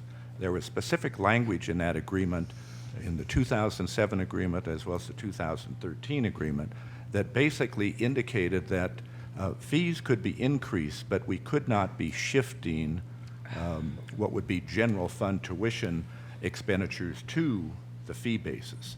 So there was, and we were very clear in our discussions with the legislature, that there are going to be fee increases, and Tyler Trevor and I just had this very conversation in front of one of the interim legislative committees here a month ago. The recognition that those fees are not, the expenditures related to those fees are not funded by state dollars. They're not in the general operating fund, the current unrestricted fund. And so we made it very clear that when we talk about freezing, it's tuition, and there are going to have to be relative minor increases in fees. And I sort of ride herd on that in terms of keeping those to inflation, consumer price index, unless there are specific documented reasons for higher increases than the inflation rate. Regent Krause? Mr. Robinson, the tuition is not funded by state dollars either. Okay, neither the tuition nor the fees are funded by state dollars. They're funded with student, parent, speaking as a parent, they're funded with the private sector dollars. So I think the state funding is, I mean, it is relevant. We'd like to have more, right? So that we could keep these other prices lower. But the tuition and fees are comparable because they come from the consumer side. The state money is that you were referring to just now is a different story, right? And I'd love to get into that discussion too. Well, but tuition and fees are comparable.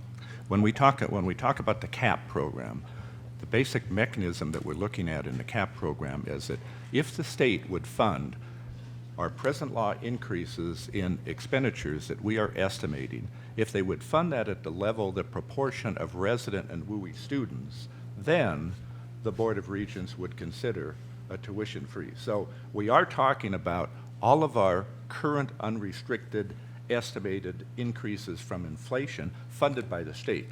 Therefore, no need for those tuition dollars to kick in and help fund that, other than the non-resident tuition increases funding that portion related to the non-residents.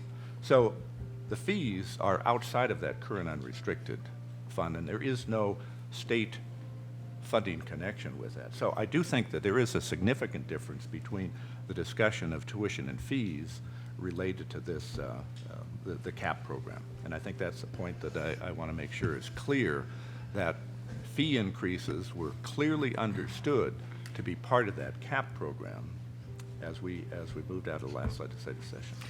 And I would just say again that I don't think that distinction is readily apparent to people that write checks to the university system for, I see them in there, but I think when they see the check, the amount of the check go up, they're less likely to, and they read that we increased fees, they're less likely to make some connection to how much is tuition or how much is fees. They're writing the check. And I think that's one of the reasons we lobby the legislature and we go to the legislature and try to get increases for in the state contribution, is so that we can keep those down, but to keep that check down. And so maybe it's just an insider versus outsider point of view for what we're trying to do here. And I guess for me it's the rest of the people out there that are writing the checks to the university system outside the university system that I'm thinking of when they're writing a check for fees, and it's that dollar that they're providing us, and what's the makeup of that dollar. Regent Johnstone? Well, is there an action that we're being asked to take, or No, that's a great question. There's not. This is an information item only, and on occasion you'll find that we have these great conversations under information only. But given the level of interest in this, my sense is that we're going to be discussing this again, perhaps at another meeting. But for purposes of this particular meeting, our conversation ends when we end the conversation today. I would like to thank Regent Regala for elevating this conversation. We would not be having this conversation if Regent Regala did not, on day one of his appointment to this board, indicate to us that this was a very high priority for him. And he really took the message on behalf of the Montana Associated Students and all the student governments in Montana to the Commissioner's office and to the Board of Regents. And so thank you for doing that, Regent Regala. One more question. Since we've had a pretty good discussion about it and public input, should we not put this on a future agenda? How is it that we put something on the agenda so that we have a vote? Is that a... We can absolutely put this on a future agenda. I mean, Yeah. I can't imagine that the level of conversation and discussion that we've had about this would not warrant putting this on a Right, future agenda. right. So I could see this potentially coming to us this fall even. Okay, that's good. Regent Regala, are you? Just one closing comment, then I'll defer to President Holman. Just as follow-up from what Regent Krause just suggested, the students would love to collaborate on a possible mechanism that addresses annual fee approval. And then if we see fit, possible discussion on some sort of sunset clause to make sure that fees aren't accumulating and the students are really engaged to collaborate in that process. So good conversation, obviously informational item, no action, so it's kind of a lot of effort for naught, but I appreciate the conversation. So President Holman. Thank you, Mr. Regent.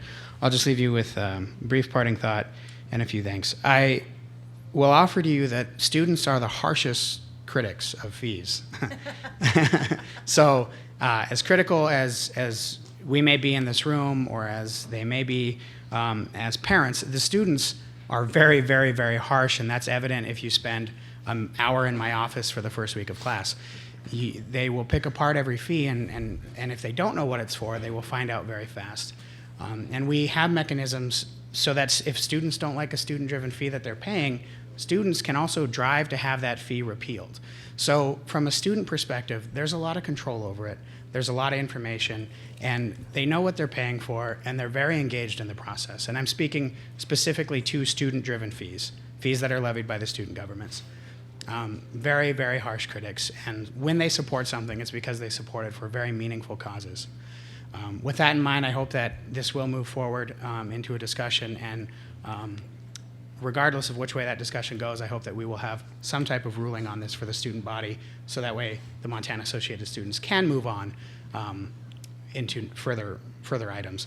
With that, I'd like to thank both Regent Regala for bringing this forward.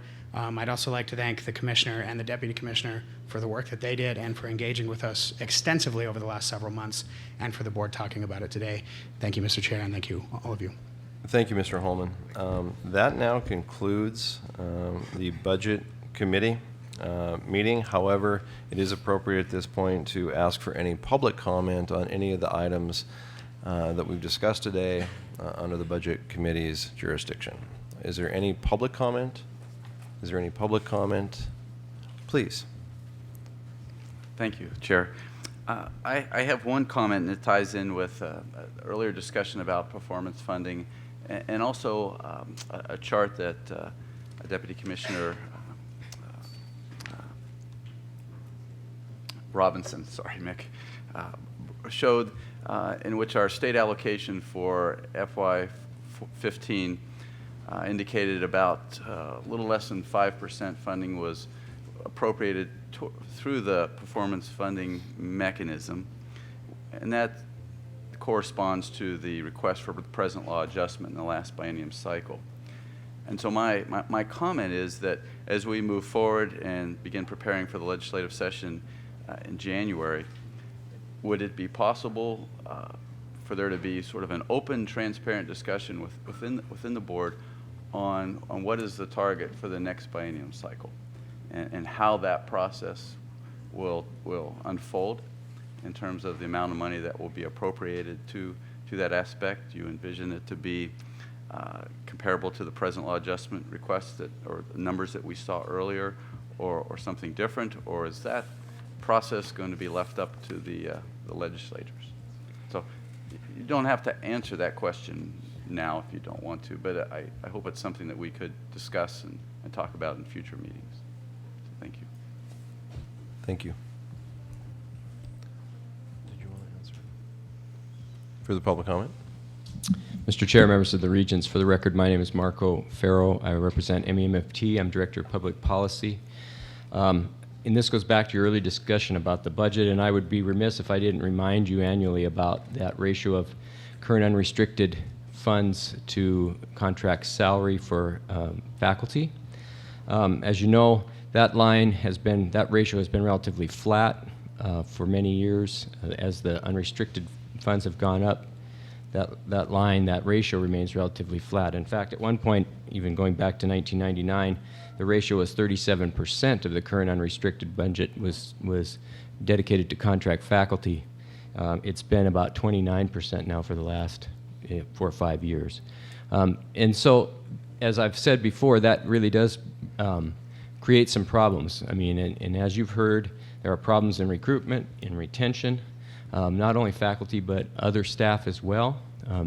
And so I urge you, as you move forward in planning for the next legislative session, speaking as a lobbyist that stands with you and your team, lobbying the governor's budget, House Bill 2, and the pay plan, House Bill 13, to think about how you might, how your budget might reflect how you're going to solve the issues of faculty salaries. I mean, everybody knows that we're at the bottom of the nation in many respects. So the pay plan is unpredictable, as the past has shown. We don't know what the pay plan is going to do, and even if it does pass, and it's not really robust enough to get us to where we need to be. I urge you to take a look at your current unrestricted budget. I urge you to take a look at dedicating dollars from your current unrestricted budget outside of the pay plan that will help to address issues like inversion, compression, recruitment, retention. Those are all things that I think you need to be thinking about. We need to do something to get that ratio of faculty salaries and the current unrestricted budget back up so that we can address the needs that we all know are there. You hear it from your CEOs. I hear it from my members. So as you're planning, please keep that in the back of your mind, that the current unrestricted budget is a pool of dollars that you prioritize. You prioritize how you spend those dollars. I would encourage you to look at prioritizing spending some of those dollars to help address faculty salaries. Thank you. Thank you, Mr. Farrow. Further public comment? Further public comment? Further public comment. We will stand at recess for 15 minutes. Thank you.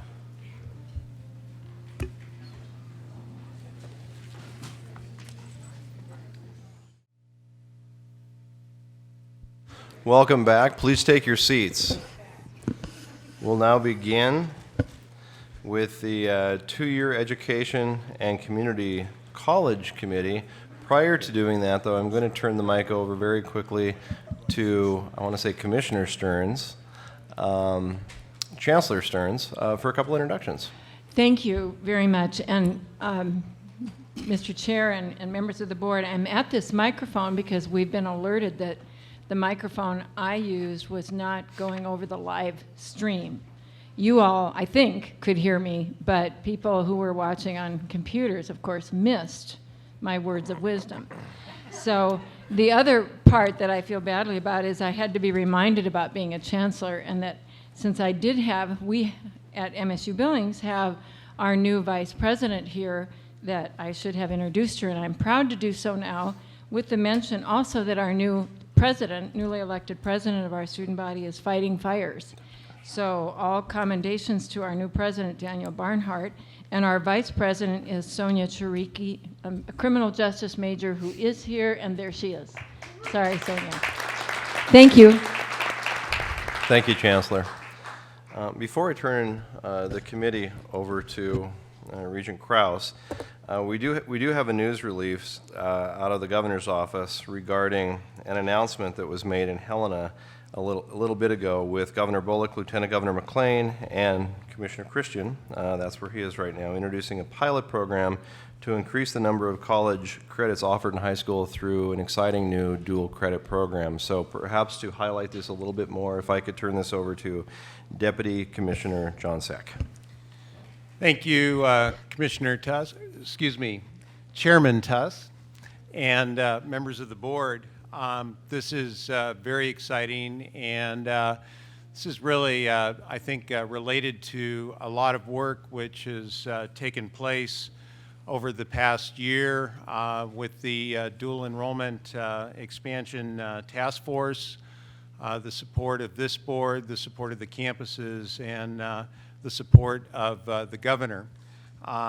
As Chairman Tuss reported a moment ago, the commissioner actually went back to Helena briefly to join the governor and the lieutenant governor to make a major announcement that will have a significant impact in helping to grow concurrent enrollment opportunities in Montana's high schools. And I'll just take a moment to explain what concurrent enrollment is. Concurrent enrollment is when a high school teacher who meets Board of Regents qualifications teaches a course which is approved for both high school credit and college credit in the high school during the school day, which is very beneficial to students because they do not have to leave the high school, and they are able to basically earn both high school credit and college credit and move forward in some very positive ways. The exciting thing about this program and this announcement, which is funded with resources from within the Office of the Commissioner of Higher Education, it will help us significantly increase the number of high school teachers who are teaching concurrent enrollment. And starting fall 2014, any Montana teacher who teaches a concurrent dual enrollment class with at least 4 students receiving dual credit will receive a credit for credit coupon that can be used towards classes for themselves at any Montana university, college, community college, or tribal college. This credit coupon that teachers receive will be transferable to students, friends, or family members so that teachers who do not need the additional education can help open the doors for others. In Montana, approximately 30% of our dual enrollment, which is taught in the state, is taught using the concurrent enrollment method. We really want to grow that. Nationally, about 70% of dual enrollment is taught using the concurrent enrollment model. This pilot, which was announced today, will go into effect, as I mentioned, fall 2014 and run through spring 2016. Any high school teacher with a master's degree who teaches at an accredited public or private school who is eligible by board policy is eligible to teach concurrent enrollment, is eligible to receive these coupons for teaching concurrent dual enrollment classes. Each teacher can earn up to 24 credit coupons over a two-year period. So it's, Mr. Chair, members of the board, this will hopefully provide a great opportunity, a great incentive for high school teachers who are qualified to get involved and begin working with the colleges to expand concurrent enrollment. And we're very appreciative of the support from the governor in this effort. Exciting news indeed. Thank you for that, Deputy Commissioner. I am now going to turn the floor over to the chair of the Two-Year Education and Community College Committee, Regent Krause. Thank you, Chairman Tuss. And that is exciting news because certainly incentivizing high school teachers to teach these dual enrollment, concurrent enrollment classes, and also to go out and get the accreditation necessary to keep our system, I guess it's to keep it accredited, and I think that's very important. And we're going to go right into item A, which is the dual enrollment revision policy of 730, which also addresses this essentially this idea that we have to maintain our quality. And so I'm going to turn it over to you, Dr. Seck, and have you lead the discussion. Thank you, Regent Kraus. Members of the board, actually I'll provide an introduction for the 4 action items which this board is going to consider today. They're really the result of the convergence of 3 major initiatives which have been going on for the past year and past 2 years, focused on student success and ultimately completion. This, of course, has all occurred under the umbrella of Complete College Montana, these 3 efforts involve the Developmental Education Council, which has been focusing on many recommendations to improve student success and progress into college-level coursework, the Dual Enrollment Task Force, as I mentioned a moment ago, and then, as we'll hear later on, the statewide rollout of our Ed Ready pilot, which Dr. Curry will talk about.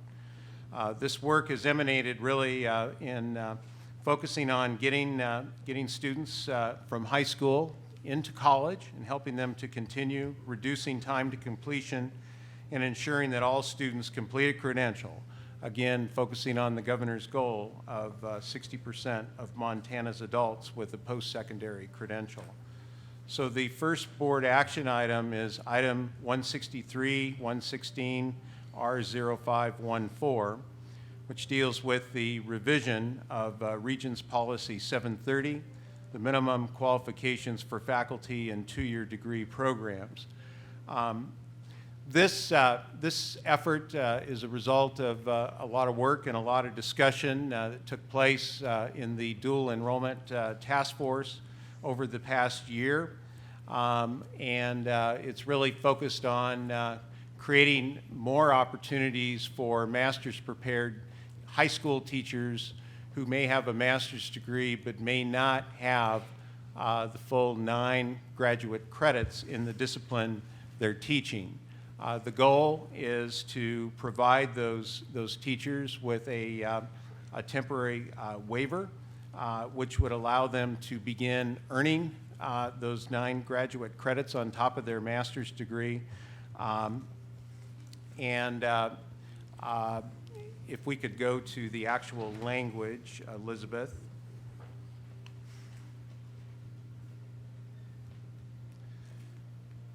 You will see down under, if you can go down a little bit further, under A, temporary waiver, there are basically 4 requirements which fit into the criteria. As I mentioned, the high school faculty member must hold a master's degree and be employed as a practicing secondary instructor. They must have completed a professional development plan to earn their 9 graduate credits in the discipline of the dual enrollment course within 3 years. Both the dual enrollment instructor, the high school instructor, and the college chief academic officer must sign the agreement, and it must be reviewed annually.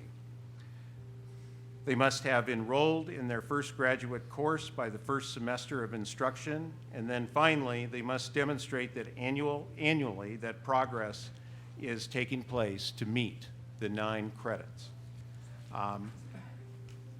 The Board of Regents already grants an individual to, has provided through policy an individual to grant such exceptions. It's the Deputy Commissioner for 2-year and community college education. So primarily what this policy recommendation is doing is it is extending that authority to the chief academic officers of each institution, and it's setting forth 4 requirements that we expect the high school teacher to follow in order to continue with the 3-year waiver. Mr. Chair. Yeah, thank you. So I think it's extremely timely. We are considering this. The governor just announced incentives to teach these classes and to earn the qualifications necessary. And what we're trying to do is provide the rules for those qualifications. and also a reasonable amount of time to achieve them. So are there questions? Questions from the board? Seeing none, is it okay to move it forward? To move it forward. Next item on the agenda then is, hang on just a second, is the statewide interlocal agreement for dual enrollment. Dr. Sack. Thank you, Mr. Chair. This is another recommendation from the Dual Enrollment Task Force. We spent a lot of time working on this, a significant part of the last 6 months. And we wanted to put together guidelines for creating an interlocal agreement between college and the school district, the partnering school district. This serves as guidelines to help strengthen an understanding of expectations as related to the college role, the role of the partnering school district, and the student responsibilities. As we were creating this, MSU Billings and its City College were in the process of working with School District Number 2 in Billings, and since they were creating an interlocal agreement from scratch, as you would say, they used our draft guideline as a model to pilot, and working with Provost Pagano and Dean Riley, we were able to fine-tune some things as we move forward with this formal recommendation, Mr. Chair. Thank you. And these are significant steps, right? This is incentivizing. This is putting out the qualifications, a time to achieve those, and now to enter into standard agreements with school districts that will allow us to have these dual enrollment, concurrent enrollment classes. So there's a lot of progress. It's been several years, but there's a lot of progress today and tomorrow on this. Are there any questions for Dr. Sack? Yes, ma'am. Who has the authority to sign these agreements, just out of curiosity? Mr. Chair, Regent Sheehy, the chief executive officer of each of the colleges, and the superintendent of the school district. Mr. Chair, I had a question.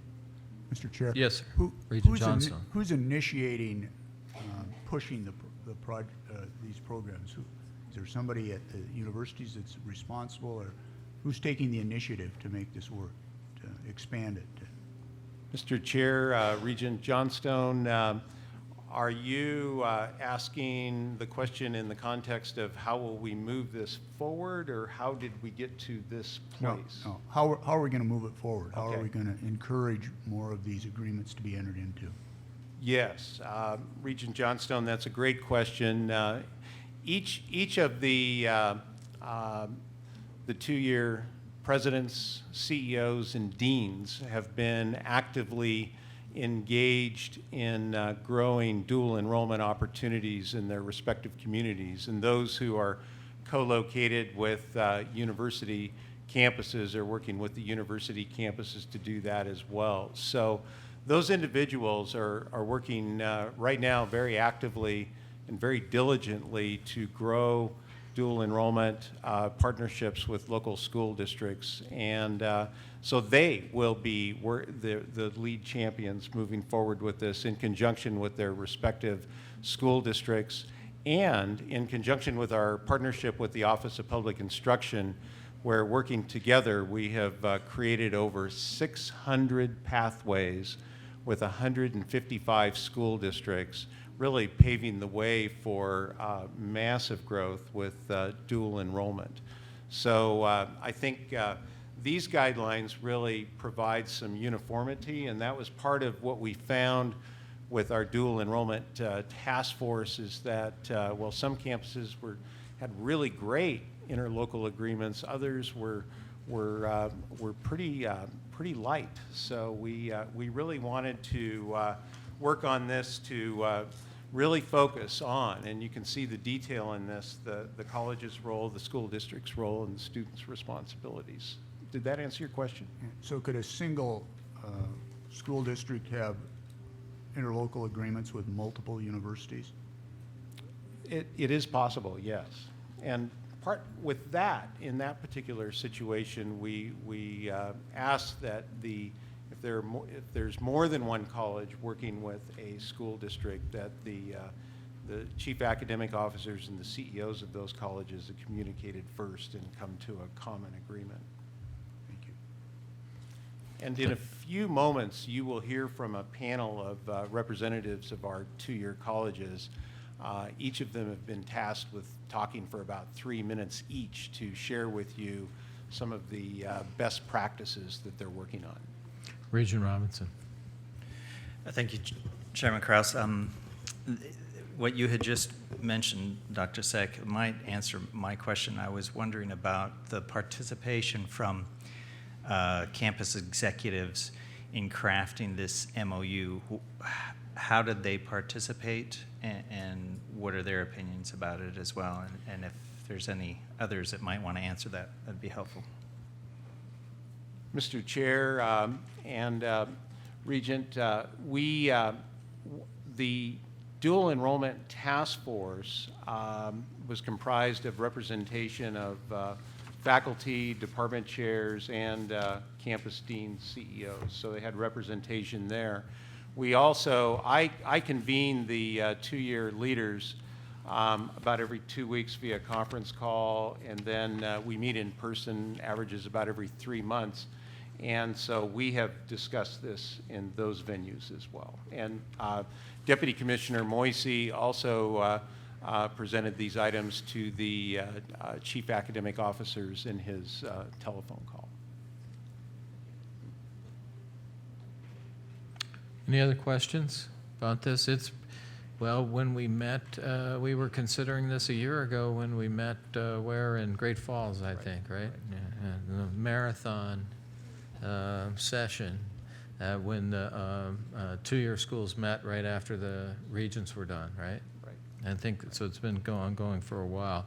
It's a great question because we don't want to appear like we just sprung it out of nowhere, right?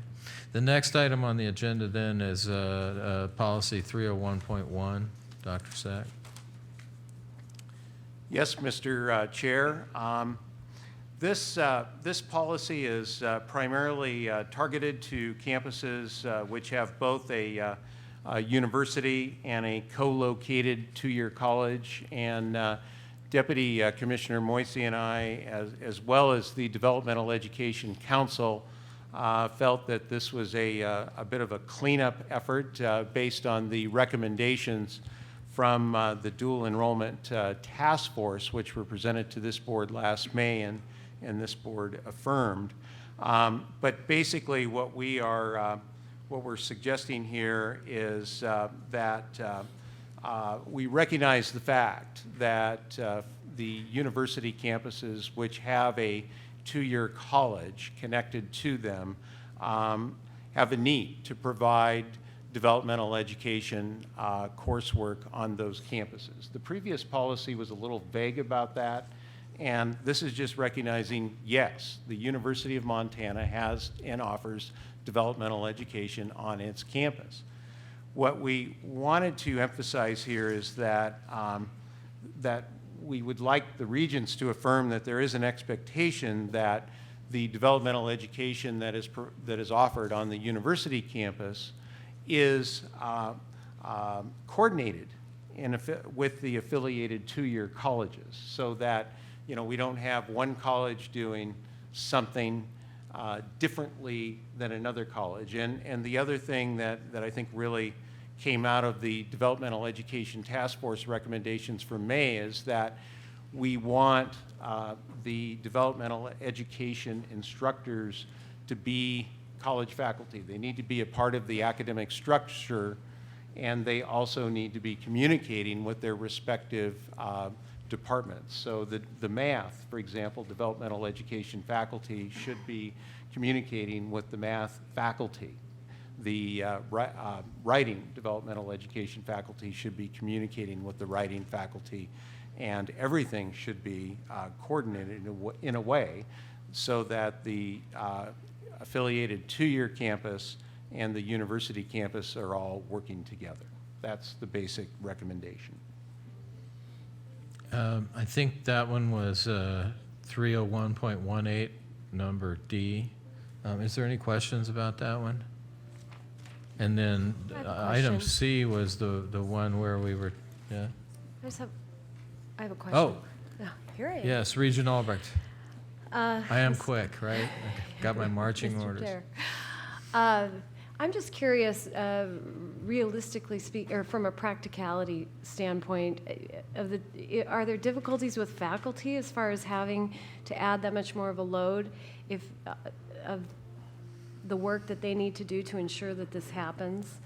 I just want to make sure that that is continually at least on the radar so that we're not putting too much on faculty, because otherwise it won't happen, as you know. Is there an incentive or? Mr. Chair, Regent Albrecht, that's a really good question. I mean, we found in some of the, and I'll just use MSU Billings as an example, the faculty at City College in the math department and writing department at City College wanted much more of a connection with the developmental education instructors from the university campus. They wanted them involved to make sure they were involved in their departmental meetings, that they were planning together, that they were working together towards the ultimate solution, which is to get students into college level math and writing as quickly as possible. So I think from the conversations Deputy Commissioner Moisey and I had with the Developmental Education Task Force, which had faculty representation, there was a lot of support for this.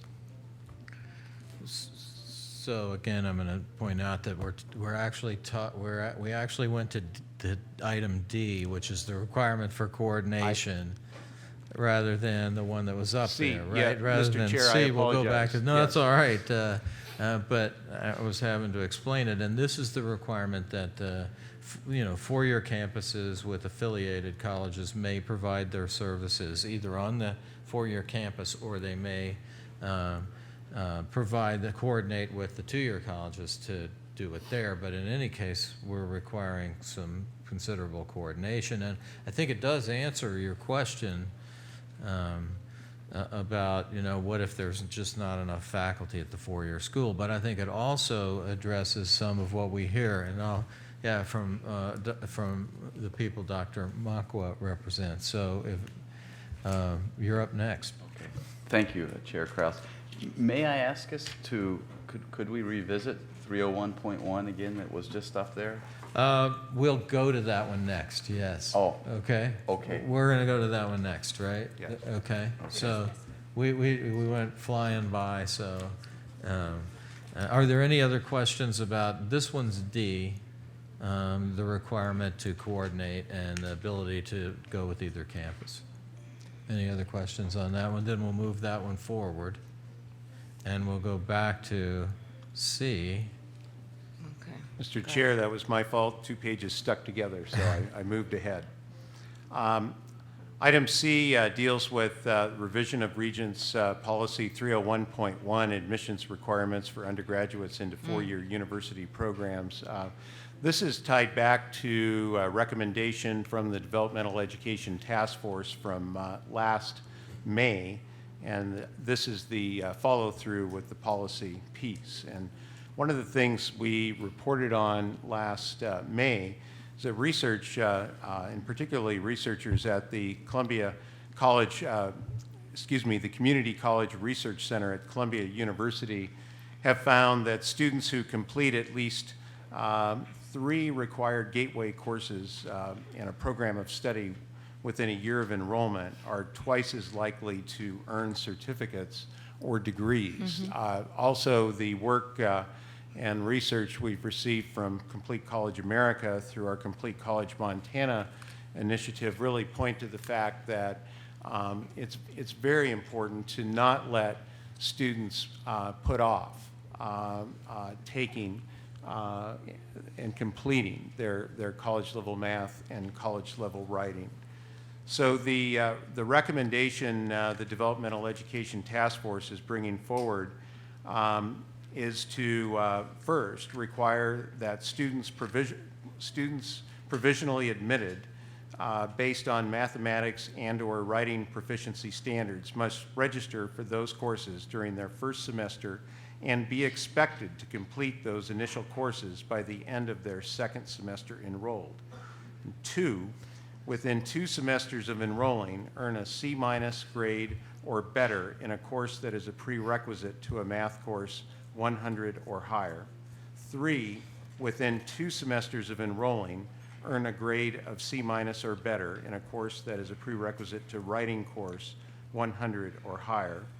And then within 3 semesters, a student will complete the math and/or writing course, which bears the college credit.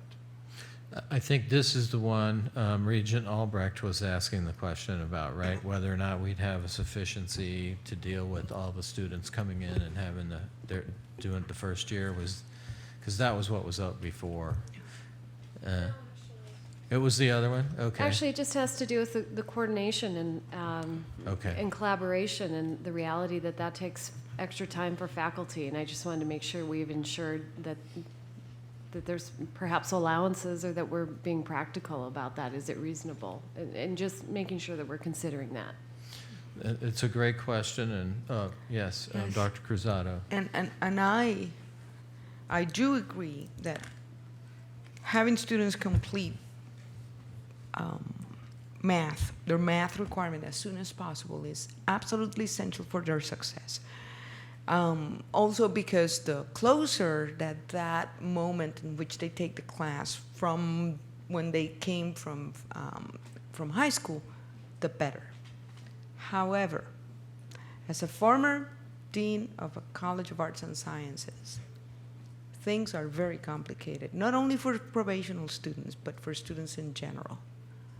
And I remember distinctly the fact that I had students that even in their 4th year had not yet approved their math. The question then is, what happens if a student, even when the class is available, and I agree with Regent Albrecht, that means that not only for faculty, but for department heads, there has to be a careful course scheduling available, because we cannot put a student in a no-win situation in which this is the policy, but now we don't have enough classes or sections available. But the question is, so what happens if a student doesn't complete the course successfully by then? Do we dismiss the student? No. What happens? President Cruzado, Mr. Chair, members of the board, and Deputy Commissioner Moisey, feel free to come up and help address this. But absolutely, our focus with this policy recommendation is really on the success of the student. And so I think what we're looking at as an outcome from this is that someone talks to the student, and before that student is allowed to register, and hopefully it would be their advisor, and they work out a plan for that student to complete their math course or their writing course or the preparation for it. I think an ingredient or a piece in this that will be very helpful as time goes on, and you'll hear from Dr. Curry in a few moments, but Ed Ready is a fantastic tool, and Ed Ready may be the tool that works for many of these students to help them identify their weak points and help them shore up those weaknesses and get them ready to enroll in a college level math. But President Cruzado, you're absolutely correct. Many students do delay and delay and delay, but there's a lot of research out there that points to the fact that they delay to the point where they never finish. Follow up. Absolutely, but sometimes it's not the student's fault. Right. Sometimes there is not seat capacity in sections, and that's where I become a little bit concerned. Did the committee have an opportunity to take a look at some data and have an idea about how many students today are in their 3rd and 4th year and still have not been able to complete their math requirement? There are quite a few. So obviously, implementing a policy like this, you know, we would probably want to grandfather those students and work with them through an advising capacity to help them. Dr. Moisey, do you want to add anything? President Cruzado, members of the board, that is an excellent question, and that was part of our conversation. And Regent Albrecht, you point that out with asking about the coordination and the resources to do that. And certainly in the short term, as we transition from the current model where students, you know, anecdotally having advised students on a campus, a lot of students waited till their fourth year or their fifth year or their sixth year to take math. What we're talking about here are those students in particular who are provisionally admitted. So those are students who didn't meet the full admission standards, whether it's in math or in writing. And what we're trying to do here is encourage those students to address those deficiencies fairly early. Each campus has policies in place that really put a time limit on provisional status. And so a student generally has a year to address their proficiency or provisional status in terms of entrance. Again, there's certainly some implications in terms of resources and how we structure those courses, but Deputy Sec did point out that really what we need to do is coordinate those efforts, and that was part of your question. So it's advising, it's having faculty in both the developmental courses and the regular courses that are interacting, and we are also proposing some other opportunities for remediation and developmental education outside of the traditional one course, two course, three course sequencing. So these things come together as a whole, and we did have some discussions in the last week about expectations as opposed to requirements. And so the top line up there in yellow is really saying that there's an expectation that students will do this. It's not saying, as the cover page would still have the old wording, requiring, with the idea that it's signaling to the campuses and the students that this is really, if you want to be successful and you have remediation needs in those particular areas, that you have to address those fairly soon in their education. Thank you. I just want the record to show that this will require a monumental effort in terms of coordination of resources on the parts of the colleges. And final question is, so what happens to the rest of the student population? They are not expected to fulfill the same requirements in the same timeline? Do we have two different President guidelines Cruzado, here? members of the board, this policy recommendation, as Deputy Commissioner Moisey pointed out, does relate to students who are provisionally enrolled. So, you know, it would be good to, through an advising process, and work with the advisors to make sure that the other students do move forward with their gateway math and writing courses, but it's not a, well, and as Deputy Commissioner Moisey pointed out, the word, we did change the word in here to expected. Thank you. I'm going to go with Chancellor Blackadder next. Chair Kraus, members of the board, I think I might be building a little bit on President Cruzado's comments about the work it takes to do this, and it seems to me that this is really something that should be left at a faculty advisor level. When you think about the metrics of retention and completions, I think we're already headed onto that. I think trying to dictate what each campus does at that local level is probably a little bit too much, because I think we're doing this right now. For example, at Tech, you know, we're looking at block programming to help with remedial programs, but students are different, and we have open enrollment. You know, I just think that you have to think about where that dictating what you do at a particular campus at a particular level should probably be left there. That's my opinion. Thank you. Chancellor Blackadder, Mr. Chair, members of the board, I can understand that. But the policy recommendation as it's crafted is suggesting that the expectation is that the student will complete a gateway math and writing course within their first 3 semesters, which is commonly a year and a half. All I can say is that the research that's out there, what we've heard from Complete College America, you know, what we can see, there's a direct correlation between completion of gateway courses in math and writing and persistence and completion of a credential. Chancellor Story, or were you? I was just going to say, you know, I think at our institution, they're not there after 3 semesters if that isn't the case. So, I mean, I think that putting it on there and tracking it and having to report on it just seems to be, you know, I think that's a campus kind of level.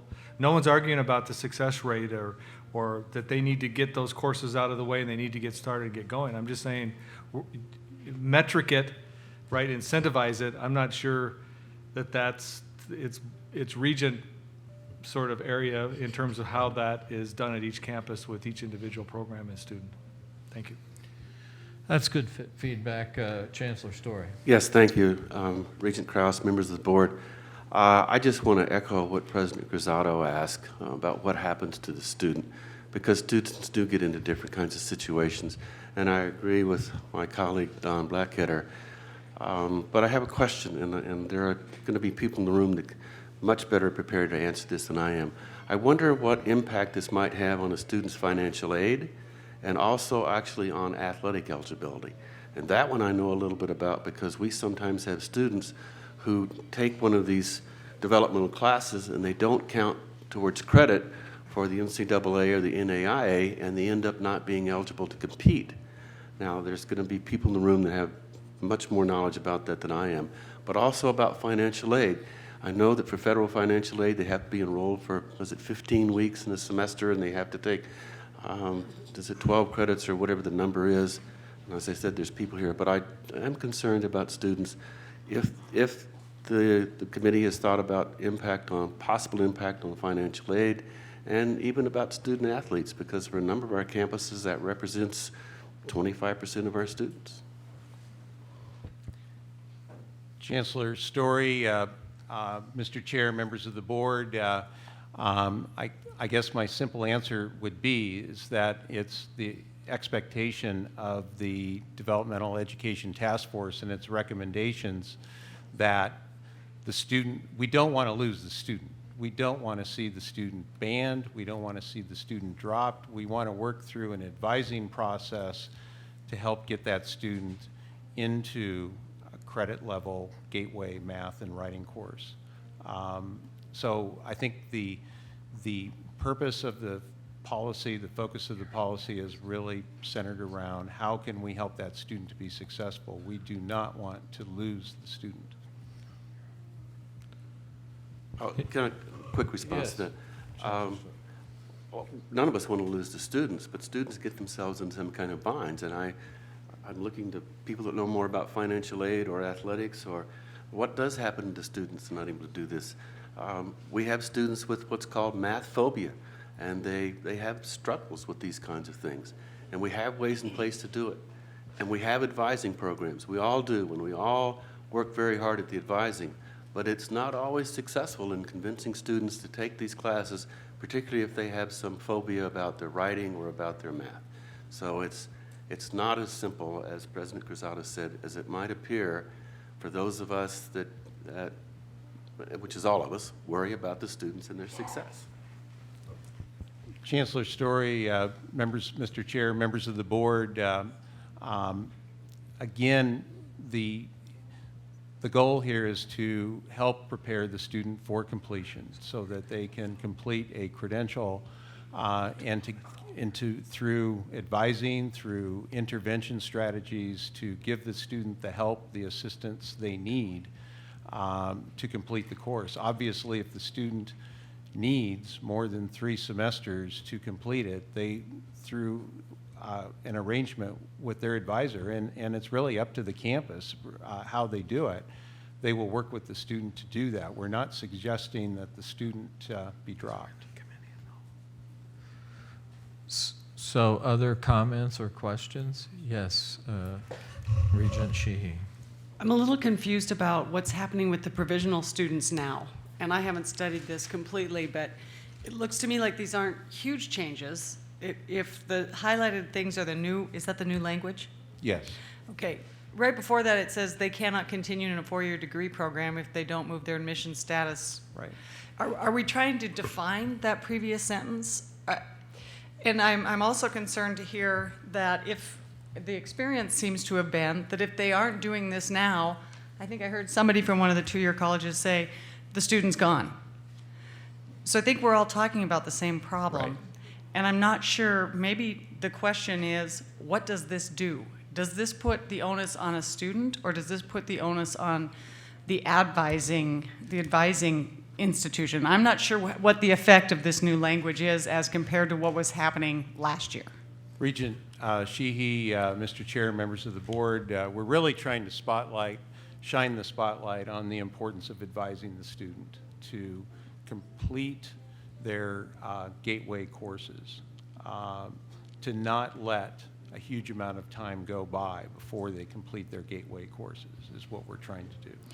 I can see that, and yet it seems like we're getting some feedback from a lot of people that they feel like this is placing an undue burden upon the students, or maybe some sort of a shade over the student's academic career and perhaps financial eligibility. And it might be wise to think about that a little bit, why that's coming off this way.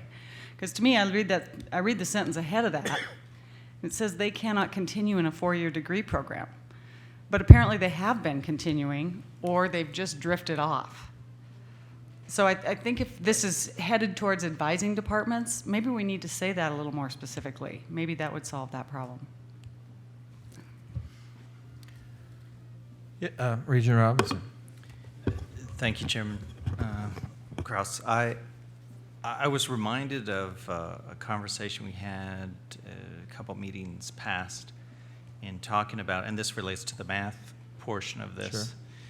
as opposed to the writing, but through our own preliminary investigation, and I may need some help from Deputy Commissioner Moise, I think may have mentioned this, but in evaluating the type of math that's required for students, is that most of them were required to take a type of math course that really wasn't related to their specific area of study. And so to me, it was really eye-opening that perhaps we're not targeting the right course for these students as well, especially these students that need additional assistance. So I'm wondering if that was part of this conversation as well, and this determination, because I think it needs to be included in this, and I don't know if there's any set determination of that initial evaluation or not, but I recall that we had talked about it, and it certainly sounded pretty, it could potentially be very groundbreaking, and maybe it addresses some of the folks that do have the math phobia, that maybe it isn't the right connection with the type of math that they should be learning. So I'm curious about where that stands in this conversation. Thank you, Regent Robinson, members of the board. And this is actually an update on the agenda in a little bit, is the math pathways, and that's really looking at the appropriate math courses or alignment of those math courses with the field of study. And typically our developmental education, at least in math, is focused on having students passing college algebra, which really is a terminal math course within our curricula in the system, is only about 10% of the degrees, whereas I think about 25% of the degrees require statistics as the terminal Stats 216 math course. So part of that discussion is really getting into the advising piece, and the math pathways piece is to talk with students about where they're going. And so again, this is one piece of a series of policy changes that have come out of the DevEd Council, the Developmental Education Task Force. The one that you just had a discussion about was allowing the four-year schools to play that have embedded two-year campuses to play a larger role in providing those remedial or developmental education courses or interventions. And part of what we'll hear about later on this afternoon with Ed Reddy is a way to do or to address remediation and developmental education in a very different way than the typical 1 or 2 or 3 course math sequence. So there's a lot of that's caught up in this, and again, Regent Sheehy, your observation about that paragraph is correct, that currently we tell students that you've got 1 year to get off of provisional status, and their provisional status is, at least in these cases, is based on the need of remediation in these kinds of courses. So it does bring out issues in terms of how it affects students. We've really looked at the research that demonstrates that students coming into either a 2-year or a 4-year school needing certain levels of remediation have very low retention and completion rates. And certainly there's other students that might, if they have math phobias, that might be affected by having to take math earlier than they might choose to. But we're really trying to get at those students, and again, a lot of those are not only first-time freshmen coming in, but also returning adult learners, is to address those deficiencies so that they don't get into that cycle of not being able to complete remediation and get into the gateway course. And so that is really the focus of what we're trying to do here. Yes, I think there's going to be impacts, certainly resource-wise. Yes, there's going to be impacts, I think, in terms of other students that might be affected by this. But I think what we need to do is to, in a systematic way, and both at the institutional level, have practices and advising and systems in place to be able to address that.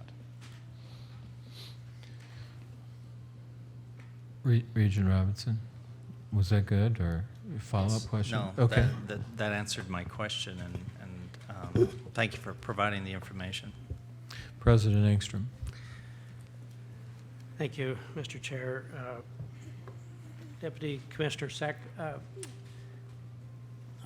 have a question about point number 3 on the bottom there. Maybe it's been asked in a different way, but is that in conflict with our exception clause in our general admissions criteria? Don't we have a 15% exception pool with respect to our admission standards? Isn't that in our general admissions policy? I know it has been, right? I guess maybe it's dropped out of there, but is there a conflict there? I'm going to ask Deputy Commissioner Moisey to come back and help answer that question. That was, we did not, President Engstrom, we did not change that portion of the old policy. But the old policy is not very old. Right, correct? right. Okay, and it could be that we didn't catch that before, but. President Engstrom, members of the board, I apologize. I was talking with Deputy Commissioner Trevor. Could you repeat the question? Thought I got off the hook there. What were you talking about? So then flip a coin, right? Well, I don't want to say yes. Deputy Commissioner Moisey, my question was, point number 3 up here, I believe is in conflict with another admissions clause that tells us we have a 15% exception pool to the ACT requirements and so on, and I'm wondering, is there a conflict, and if so, which one takes precedence in your mind? So you're talking about number 3, students whose mathematics right, scores. it's not a highlighted one, and right. Well, that's current policy. John has pointed out it's current policy, yeah. but it still seems to be a conflict to me, and whether it's current policy or not, we maybe didn't address that conflict when we put that policy in place, and so that's my question. Yeah, the short answer is yes. Well, no, we didn't really look at that. Really, what we tried to do was just make these changes. But if there is an exception there, then we do need to address that.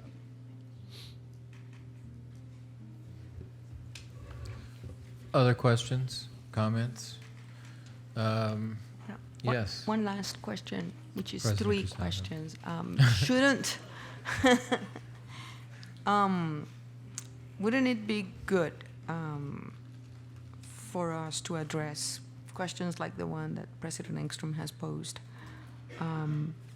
Wouldn't it be good for us also to at least understand the plan ahead to require the right math course before sending student down this pathway, asking him or her to complete a math course that's not necessarily the one that they needed in the first place?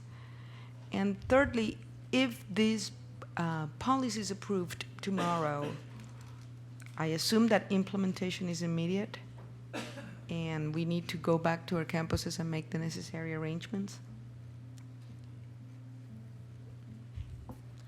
Can you answer that, Dr. Sack? Yes, the implementation would take place effective fall. Yeah. Well, I guess at this point, I'm not sure we don't have enough conversation to say this policy isn't ripe, but I'm not sure what to do within the normally we would move this forward, we would have a vote in the committee and move it forward. That committee is Regent Rogala and me, so. So let me ask a question. Okay. Regent Krause, is the policy such that we think we could get it right between now and tomorrow? We've certainly done that before in the past where we've made some changes, addendums, whatever we need to do to try to get it right to a point, or the board can make a decision as to whether we think it's something that can be moved forward or not. If there's corrections we can make, that's certainly within our purview to do that in the next 24 hours and try to get it back to us in a position that it can move forward. My interpretation of the rules we're operating under now is we're as a committee of the whole. So if we want to move it for the others, I heard no objection, so we moved them forward. This one, we could either move forward, but I think we might have some objections, or we have a vote to move it forward as we would internally in a committee. So. So I don't know. What's your pleasure? Yes, President Engstrom. Thank you, Mr. Chair. It's not a Just response to jump that right in question, there, yeah. But I answered my own question from a minute ago. If you scroll down to section 4 in this very policy, there is an exception clause in there. It's 4A. At least as above. Right there, 4A.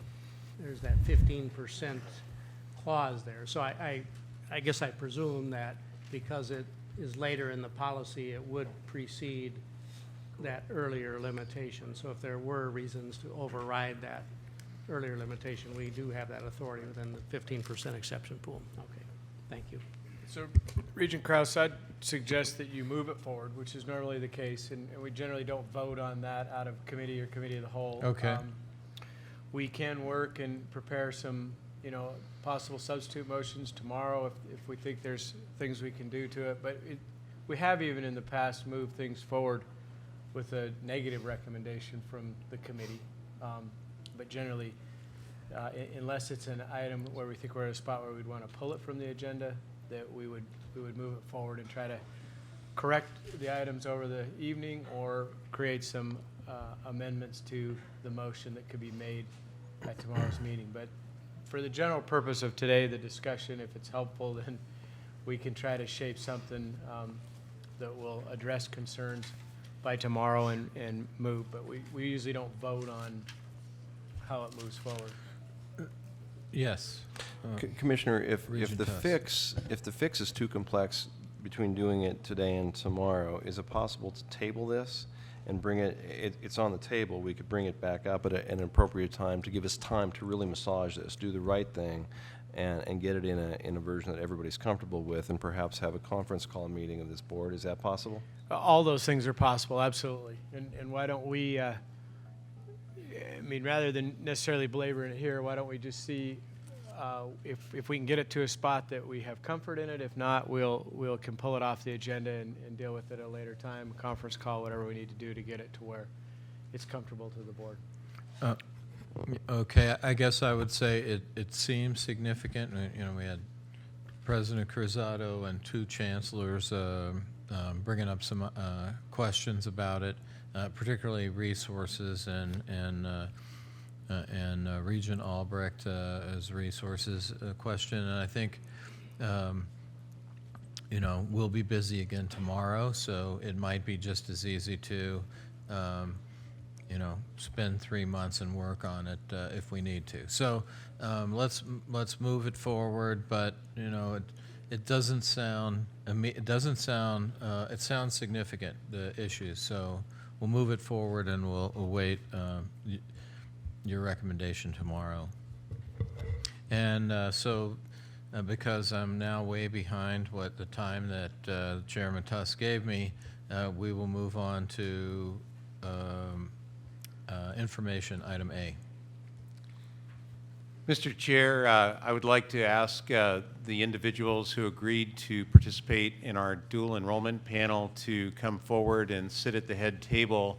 And I would also like to ask them to be extra brief with their comments. And the goal is for each of the representatives of the campuses to really highlight one key thing that they're doing to grow dual enrollment. And so we will begin with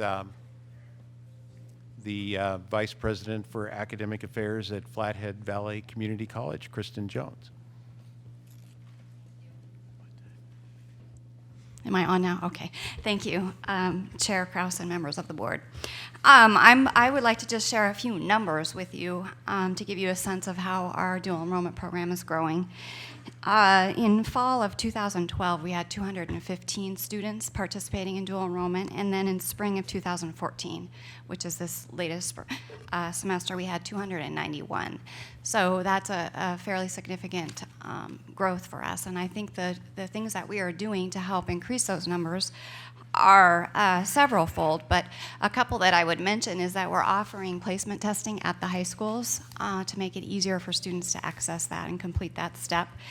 We've also, we just finished the second year of providing 6 free credits for in-district high school students to take college classes. So that's a couple of things that we've been doing.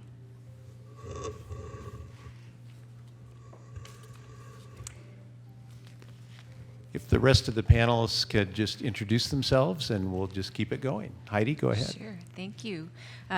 Members of the board, my name is Dr. Heidi Pasick, and I'm the Chief Academic Officer at Great Falls College, MSU. I'll give similar numbers to Flathead Valley's. We had 230 dually enrolled students last academic year, 384 this year. And I'd just like to focus my couple of moments here on our dual credit pilot project for welding, where we actually had a cohort of high school students come to campus in the afternoon to work on their Certificate of Applied Science, which is a 30-credit college credential that allows them to sit for certification for their board exams for the American Welding Society and the Canadian Bureau of Welding, which is pretty exciting. Last week, or 2 weeks ago at graduation, we had several of those students actually gown up in their high school colors and walk the stage to receive those certificates of applied science. And they still haven't graduated from high school yet. They won't do that for another couple of weeks. So that was very, very exciting. We hope to have the pilot again, and we think it's just a great example of how dual credit and Big Sky Pathways can really work well for us. Thank you. Thank you.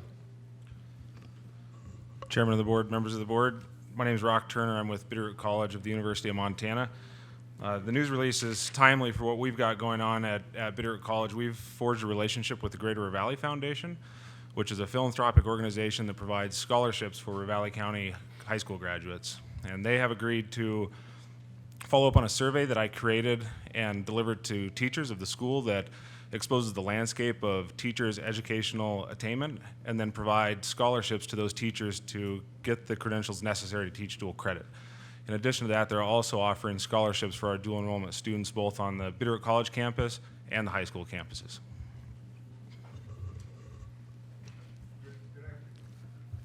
Good afternoon. Thank you. I'm Ted Hanley. I'm the academic officer at Miles County College.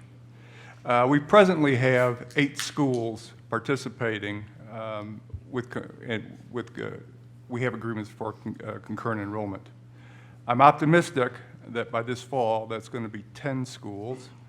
We've had just this week 2 expressions of interest, one from a private tribal college and another from a public college. Regents may be interested to know that we're in danger of having one of the 8 current students go offline for this fall because the 2 faculty there who were master credentialed with the 9 graduate hours as well have retired. So we have no obvious option to go to provide concurrent enrollment at that school for this fall. But we are working with them and we will see a way through it. We currently had, of the 8 schools that we currently have enrollments with, 6 of those participated this past year. There was a total of 90 students enrolled for 539 credit hours, which equates to 36 FTEs. If I compare that to the preceding year, we had 4 schools participate, enrolling a total of 68 students for 425 credit hours, which was 28 FTEs. So we had an enrollment growth of about 25% over the past year, and we're very pleased with that. The question for us is, I should mention also, those students were primarily enrolled in general education courses, plus some additional coursework in business, accounting, and computer applications. The question for us is, how do we grow from here? Because there are only so many public high schools in our area. They're relatively small schools, and they have only so many faculty who are credentialed at the Master's Plus 9 level. So what do? If we keep doing more of the same, we will not grow. There's 2 obvious paths for us. What we really want to do is offer more career and technical education opportunities. One school has asked us to bring our equine program to them, and we're going to this fall bring 2 courses. 2 schools have asked us to bring welding to them, and we're planning to do that as well. What I'm really most excited about is the opportunity to bring our CDL program to the public schools. Our CDL program consists of 2 courses, a total of 5 credit hours. 3 hours are traditional classroom instruction. 2 hours, that's 60 contact hours, are actually seat time in the truck or in the simulator. What we're doing is taking our 3-hour traditional lecture course and putting it online, which will give us the option to bring that to the high schools this year. Now, if you think about it, if a student takes the online course with us in the spring, then they could come to us in June for a total of 2 weeks, 60 clock hours, and they will have completed the 5 credit hours and be ready to test for their CDL license. So it can happen that quickly. I think it's a terrific opportunity there. The other thing that I'm really excited about is the opportunity to work with the public schools to bring our upper level developmental mathematics to the high schools. I've done this in Louisiana, and it was very successful. It was very well welcomed by both the school administrators and the faculty that have the colleges involved with their students at the pre-collegiate level. And there are really 3 advantages to doing so. First of all, the students who go through the courses and come to us are college ready when they get to us, and we don't need to remediate them on the campus once they're there. The second thing is it helps us deal with this requirement that the faculty must have a master's plus 9 hours in the discipline, because you don't need that to teach at the developmental level. And these public high schools have a lot of math faculty. They're experienced, they're dedicated, they're highly professional, they're really good with their students.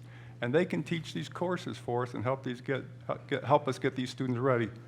And the third thing that's really important for the students is it eliminates the need for high stakes testing for them at the end of the process.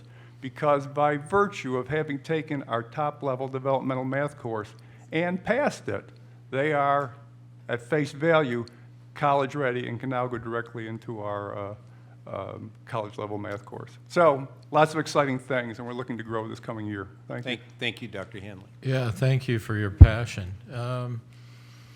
Dr. Seck, oh, were there any questions of the panelists? Any questions of the panelists? Yes, Regent Regala. I just want to recognize Rock Turner's work and how serendipitous it was that this announcement came from the governor's office after you had instituted the exact same similar program, but specifically just for the Bitterroot College program. So, but to everyone here, thank you so much for the work, and that's exciting. Obviously, we're pressed for time. Wish we could have more time, but that's how it goes. So. Any other questions or comments for the panel? Mr. Chair, I'd just like to add, Mr. Turner is an amazing individual. He is a returning veteran and has basically, through grants and other contracts, created an opportunity that did not exist at Bitterroot College and has done a magnificent job at growing dual enrollment there. That's great. Thank you very much. I know you're all passionate about it as we are, so thank you very much. Dr. Seck, so thanks. Dr. Seck, we're on math path. Are any of these three we need to go through? Mr. Chair, if we could defer items D or B and C and go directly to Dr. Curry for his EdReady presentation. Perfect.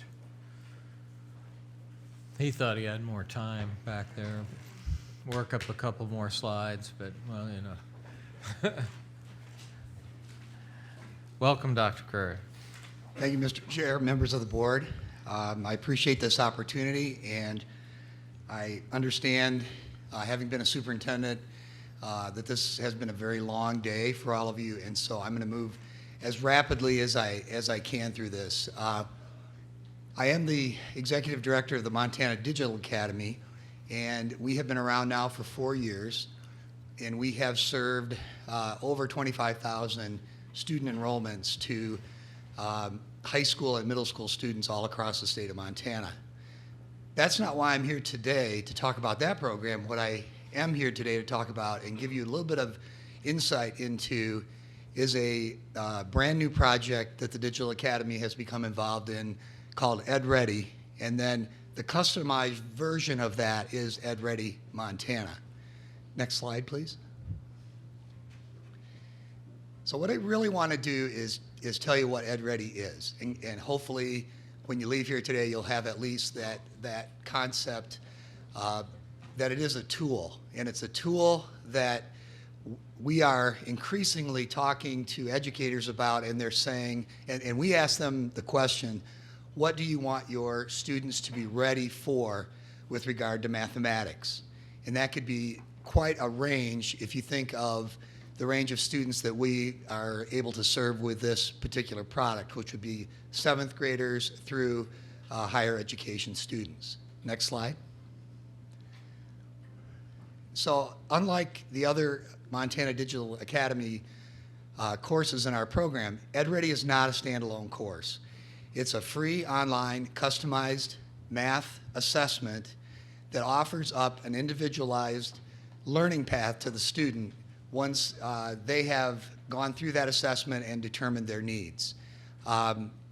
We see it and envision it and are really moving it in this direction to be offered and managed and supported by MTDA, the Digital Academy, but facilitated locally by K-12, primarily secondary schools, and college or university personnel. It's important for us to work and partner with all of these institutions, but to have those institutions own EdReady at their particular site. Next slide, please. So where did EdReady come from? It came from the Monterey Institute for Technology and Education and the NROC project. The NROC project actually was originally a nonprofit funded by the Hewlett Family Foundation, and its whole charge was to bring open education resources to the educational community, really to the world. So NROC stood for the National Repository of Online Courses. It's now shifted, and the NROC project is focused on college and career-ready programming and content for secondary and college students. Next slide, please. So one of the things that we did in trying to formulate this, and I've had a connection with NROC for about 10 years, and the Digital Academy has been a member of the NROC community since its inception. So what we did is we sat down and started to brainstorm a little bit. What possible use cases could there be for a tool that provides this assessment and potential personalized learning path to students in this age group that we're talking about? So these are some of the use cases that we came up with. We're focused on the top 2 bullets right now: high schools and middle schools and alternative ed programs, and the Montana University system, meaning all units of the university system. The other 2, I think, are potential growth bullets in the adult learning centers and in workforce development, and then in general for, and I've heard the term math phobia stated several times today, but for adults, many adults who are trying to return to the workforce and have not taken a math class in many, many years. Next slide, please. So Ed Ready Montana is right now aimed at math. In 2015, the English and composition Ed Ready will be available. It is based on all of NROC's work in developmental math in a sequence of math courses starting, as you can see, from very basic arithmetic, and you don't see it all here, but all the way through stats and college algebra. Next slide. So EdReady has some customized versions already in place, and they may be a little hard to read, but things like type hard to the AccuPlacer, the Compass assessment. We did a pilot at the University of Montana last summer that was tied to ALEX, and I'll talk about that in a moment.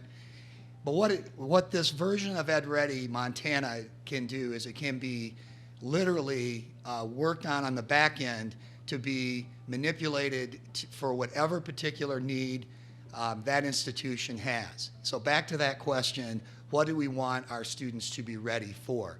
Is it high school algebra? Is it college math? You know, is it a transfer student that we just simply have no idea what his or her math skills are, and we need a tool to assess those? And then what it'll do as we get more and more schools and higher ed institutions involved, it'll allow us to start to develop a database of information that we would be sharing with all institutions so that they can maybe start to see some trends. And I think it is our long-term vision that this moves from where it is right now, which was designed as a college entrance assessment, to one that is actually used much more in secondary schools to assess where students are before they take that entrance test. Next slide, please. So this is just a real quick look at what EdReady looks like. This is what a student would see in landing there. The little guy with the glasses is Ed.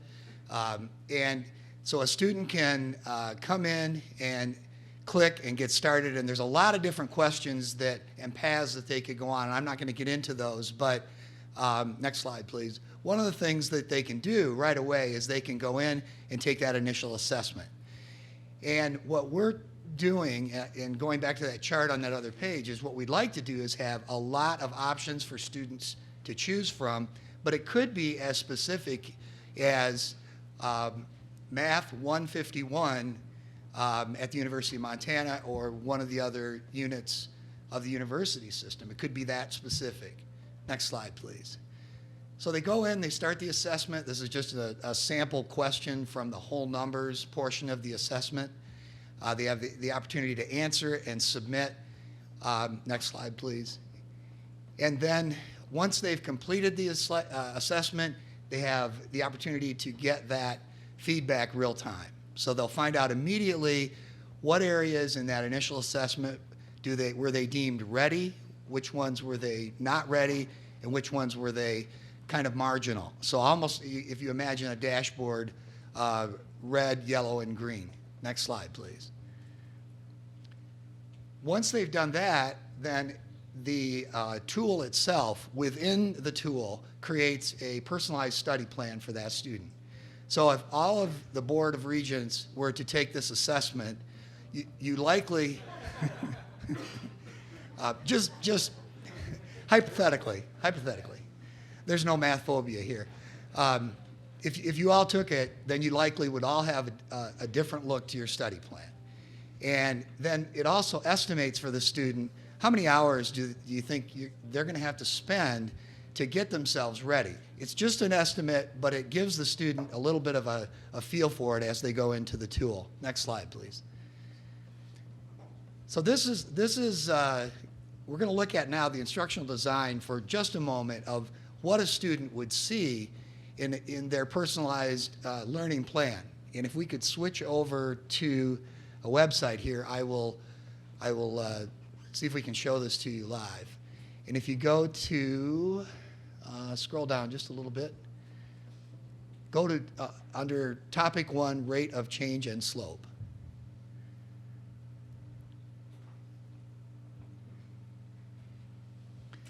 So this is actually live in this site. A student comes here, they're working on rate of change and slope. If you go up to that top arrow bar, the black bar, and if you go over to warm up and click, they can start right out with some warm up activities and problems. They go through those, they kind of get a feel for how they're doing, maybe not so well. So go to the next, the presentation piece. They can click there. We see slopes all around us, every day. Nick here deals with slopes in roads, hills, rails, and other places. When we calculate slopes, we answer the question, how steep is it? Let's check in with Nick, who's heading up a hill nearby. As he travels up the hill, he is actually moving both vertically up and horizontally across. Slope is the ratio of these two movements. More exactly, slope is the rate of change of the vertical movement for each unit of horizontal movement. Okay, if you'd stop we can see that Nick's road is steep. Excuse me, if you go to practice, sorry. I'm sorry, back to worked examples. So here's another approach. Find the slope of the line in the graph. And just as a bit of a review, slope is just telling us how steep a line is. And the best way to view it, slope is equal to change in y over change in x over change in x. And for a constant, this will for a line, this will always be constant. And sometimes you might see it written like this. Okay, if you could stop that. You might see this. So this is just a good example. The student can move about however they see fit. There is another review, which is a set of problems at the end. And then if a student, for whatever reason, is more comfortable with a text version, you can see there's an orange box way at the top that actually has a text version of all the content that is contained here. You may have recognized that voice on the worked examples. That was Sal Khan. So there's Khan Academy content that's part of this. The other piece to that is right now it's working with the NROC developmental math series as well as Khan Academy, but we could add whatever we want to this product as we see fit, and NROC will be doing that as well with their partners. Next slide, please.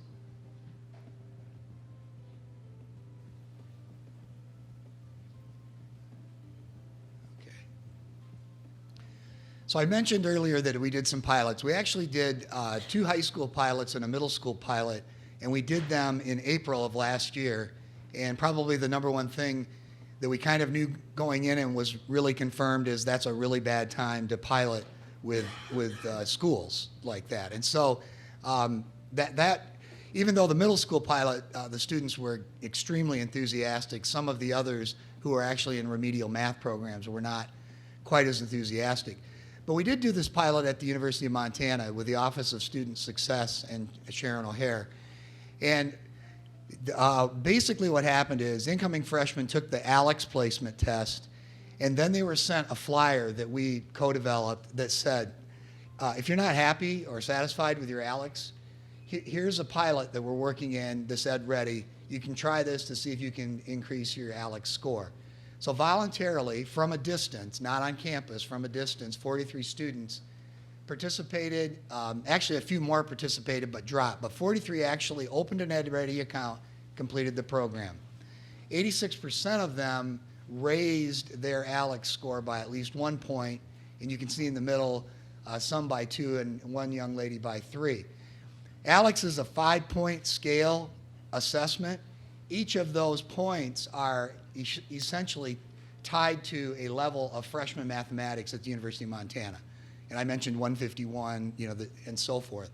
So what that meant was, next slide please, that those 43 students were able to skip, if you want to say in the math sequence, 49 courses, most of them developmental math courses.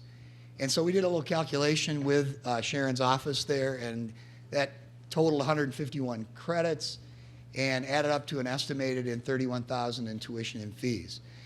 We put that in there because I think it makes it real as to what this particular pilot, even though it was a very small number of students, their comments back to us and their success on the ALEX test, post-test, were really pretty telling. Next slide, please. So the next question that we usually get asked is what happened after enrollment. And 37 of the pilot participants enrolled in a math course in the fall of 2014, which, based on your previous discussion, sounds pretty good. 37 of 43 actually right away enrolled in a math class. 91% of them were successful, and the average math grade for those students, the pilot students, was a B-. The average freshman overall math grade at UM is C+. So it's not completely conclusive. We understand that. There are many other pilots. Montana has been first to pilot and first to begin to offer this as a state, statewide. But there are many, many states that are right behind us. In fact, next slide, please. Well, let's skip that. The STEM Action Center, Utah State University, did a pilot that we just recently got the information on, and they used Ed Ready with about 200 10th graders, and what they were measuring is how much growth, if you take a natural month growth in a 10th grade student, by using these tools, some of them were 7th and 8th graders, some of them 10th graders, how much growth would they make by using that tool? And Ed Ready made 5 times the progress expected in an entire academic year within 3 months of use. So that's not our study. People ask us, well, where else is Ed Ready being used? Here's a good example. Utah has now, just within the last couple weeks, gone on to select Ed Ready as their college and career assessment for the state of Utah. So, so what we've done, next slide please, is we sat down with President Engstrom and Provost Brown and many of the other top key people at UM, walked them through the project and said, what we'd like to do is have a 3-year opportunity to field test this and roll it out, grades 7 through 12 and through higher ed, and see where we stand. And so with their assistance, we approached the Dennis and Phyllis Washington Foundation and received a $2.4 million grant for that 3-year period, about $800,000 a year that will be funding the training, rollout, and implementation. You notice I didn't use the word pilot.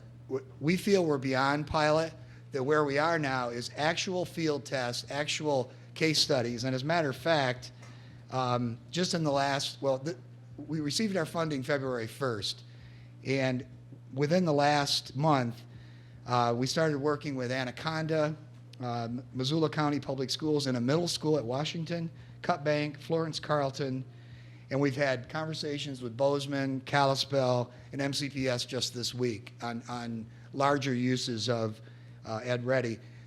And there may have been more since my drive up here from Missoula, because they're really coming in fast and furious. As far as the 2- and 4-year institutions, we've had conversations with Dawson, Miles City, Northern, MSU Bozeman, Western, Helena, and of course the University of Montana and Gallatin. And again, those are continuing to come forward on a regular basis. So with that funding, we are able to offer this at no cost to any student. And this could be traditional or non-traditional. It could be public, private. It could be tribal college students. Any student in the state of Montana can establish an account and begin working with Ed Ready. And our ability to customize is what we're trying to work on with the institutions. But in talking to Commissioner Christian, you know, he is on our board and he has seen Ed Ready for some time. You know, I think that Montana with Common Course numbering really helps to move that ball forward, as opposed to in some states where it would literally have to be a unique, different version for every math program. And the final point, though, is I go back to that ownership. We really want to work with the math departments, with leadership, principals, superintendents at the secondary level, because we want to have each district look at it and say, this does meet that need that we were looking at. And we've looked at the back end of Ed Ready. And then the final comment is we've just received word that NROC is going to start working with the SBAC assessment people, and we're going to have a version of Ed Ready at some point in the future that will be tailored to preparation for the SBAC assessment. So thank you, Mr. Chair and Board. I appreciate your time, and if you have any questions, I'd be happy to answer. Thank you. Commissioner Christian. Mr. Chair, it's late in the day, I won't belabor this, but this is a huge opportunity for Montana. Yes. I mean, it is, for what we talk about with developmental ed, this is as good as I think it gets. I'm extremely excited about the opportunity, very appreciative of the Washington Foundation for helping us with it. I'm as excited about this as Tyler is about data, if that tells you guys anything. This is a big deal for us, and appreciate Digital Academy stepping in and really helping us out with it. Couldn't have done it without, and excited for this thing to move forward. As a board, you'll hear a lot more about this as we move it forward and we start to see some results and know where we're going. But incredible opportunity, and thank everyone for it, and promise we'll have more time and more discussions about Ed Ready. It's a great opportunity. Regent Sheehy. I just want to say that my family has experience with the Digital Academy and has been really, really pleased. So I come into this with a great deal of trust for what you've already done. And I've heard a lot in just the short time I've been on the Regents about the problem with the first-year math, and having a senior in high school who hasn't done math in a year. I can see that this can be a problem very, very quickly, regardless of your math skill level. If you haven't done math, that's where the phobias that we've been talking about begin. So I, like the Commissioner, I'm really excited about this, and I want you to know that part of my excitement is that I have a lot of trust in what you've done already with the Digital Academy and how it's helped students in Montana. It's really been a great thing. So thank you. You're welcome. Yeah, thank you. Other questions or comments? I just wanted to thank the University of Montana and Washington Foundation for the opportunity to roll this out and to see it in action. That is big time. This is going to be a significant thing for the students of Montana. Yes, President Engstrom. Thank you, Mr. Chair. I can't take credit for this. I'll give the credit fully to Dean Bobby Evans, but every once in a while you hire just the perfect person for a job, and that's what we did in Bob Curry. So Bob, thank you so much for the wonderful work you're doing. Thank you. Thank you. The next item on the agenda is public comment. Is there any public comment on the 2-year and community college committee? Public comment on the 2-year and community college committee. Public comment? Seeing public comment? Seeing no public comment, I'll close that portion. And before I turn it over to you, I just had one last thing to say. Told you 1 minute. I wanted to thank a few people for the opportunity to serve on the 2-year committee and to move as far forward as we have. You know, I got excited about this subject in 2006. John Seck and Jane Karras, I don't know if she's back there or not, got me fired up about it at Leadership Montana. Brian Schweitzer, Mary Moe, Sheila Stearns, really, and the Board of Regents really has pushed this forward in a way that's getting significant. And just I'm grateful to Angela McCain, Paul Tuss, and Clay Christian for the opportunity to serve as chair, and thank you very much. It's back to you. Thank you, Regent Kraus. We are about at the bewitching hour, but what we are going to do right now is we're going to move into the Staff and Comp Committee portion of the agenda, albeit very quickly, because we do have a presentation that will not be available to us, as I understand it, tomorrow. So can I hand that over to you, Regent Robinson? Thank you, Chairman Tuss.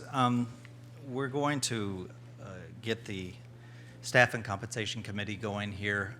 We're going to try to break the record of 90 seconds of covering this committee's work. In reality, we can't do that because I really do want to spend some time, which we will tomorrow morning, especially with the newer regents, to talk a little about what the Staff and Compensation Committee's work is and how it comes about. So what we do want to do today, though, is we have a consent agenda that we will cover tomorrow, and we have 2 information items. One of them we would like to cover today because we're going to lose our presenter for tomorrow. So we'd like to invite Dr. Dean McGovern to come up and talk about the Montana Campus Compact and provide an update for that for our board.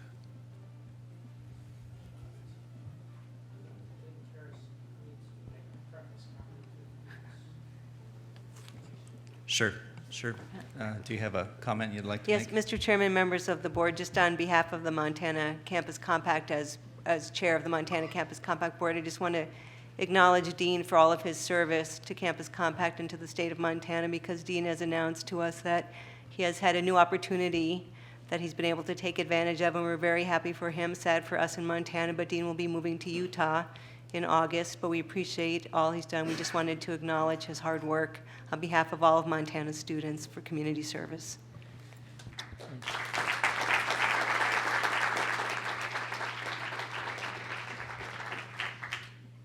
Thank you, Jane.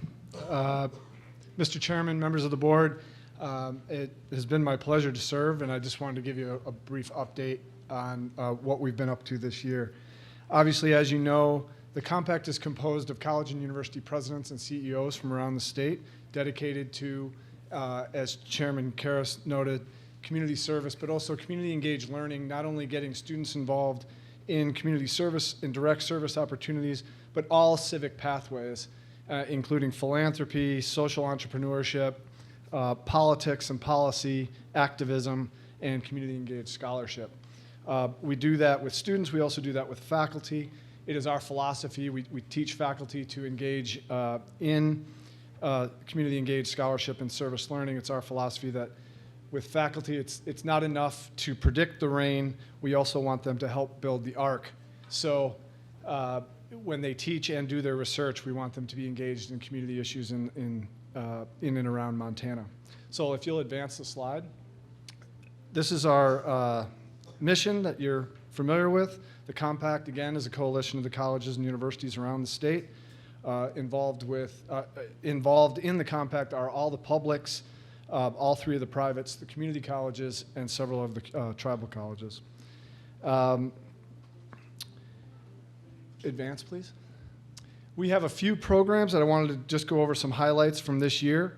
Our Compact Service Corps program, it's a 6-state region grant that we had with Colorado.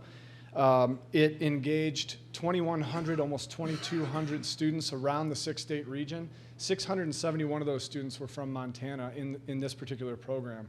If you divide the 6-state region evenly, it's roughly 16%. Montana took up 31%, which we were pretty proud of. So 671 students participated in our Compact Service Corps program this year.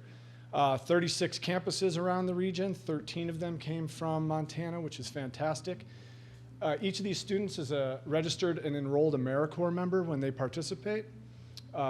When you become an AmeriCorps member and you finish your term of service, you receive an education award, which can serve as a scholarship that can pay for your current tuition or pay back a loan.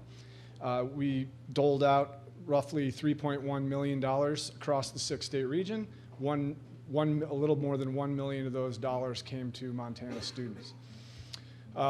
In terms of this grant's administrative support to all of our campuses, we made subawards of about $170,000 to different campuses to support their activities. $55,000 of that stayed right here in Montana.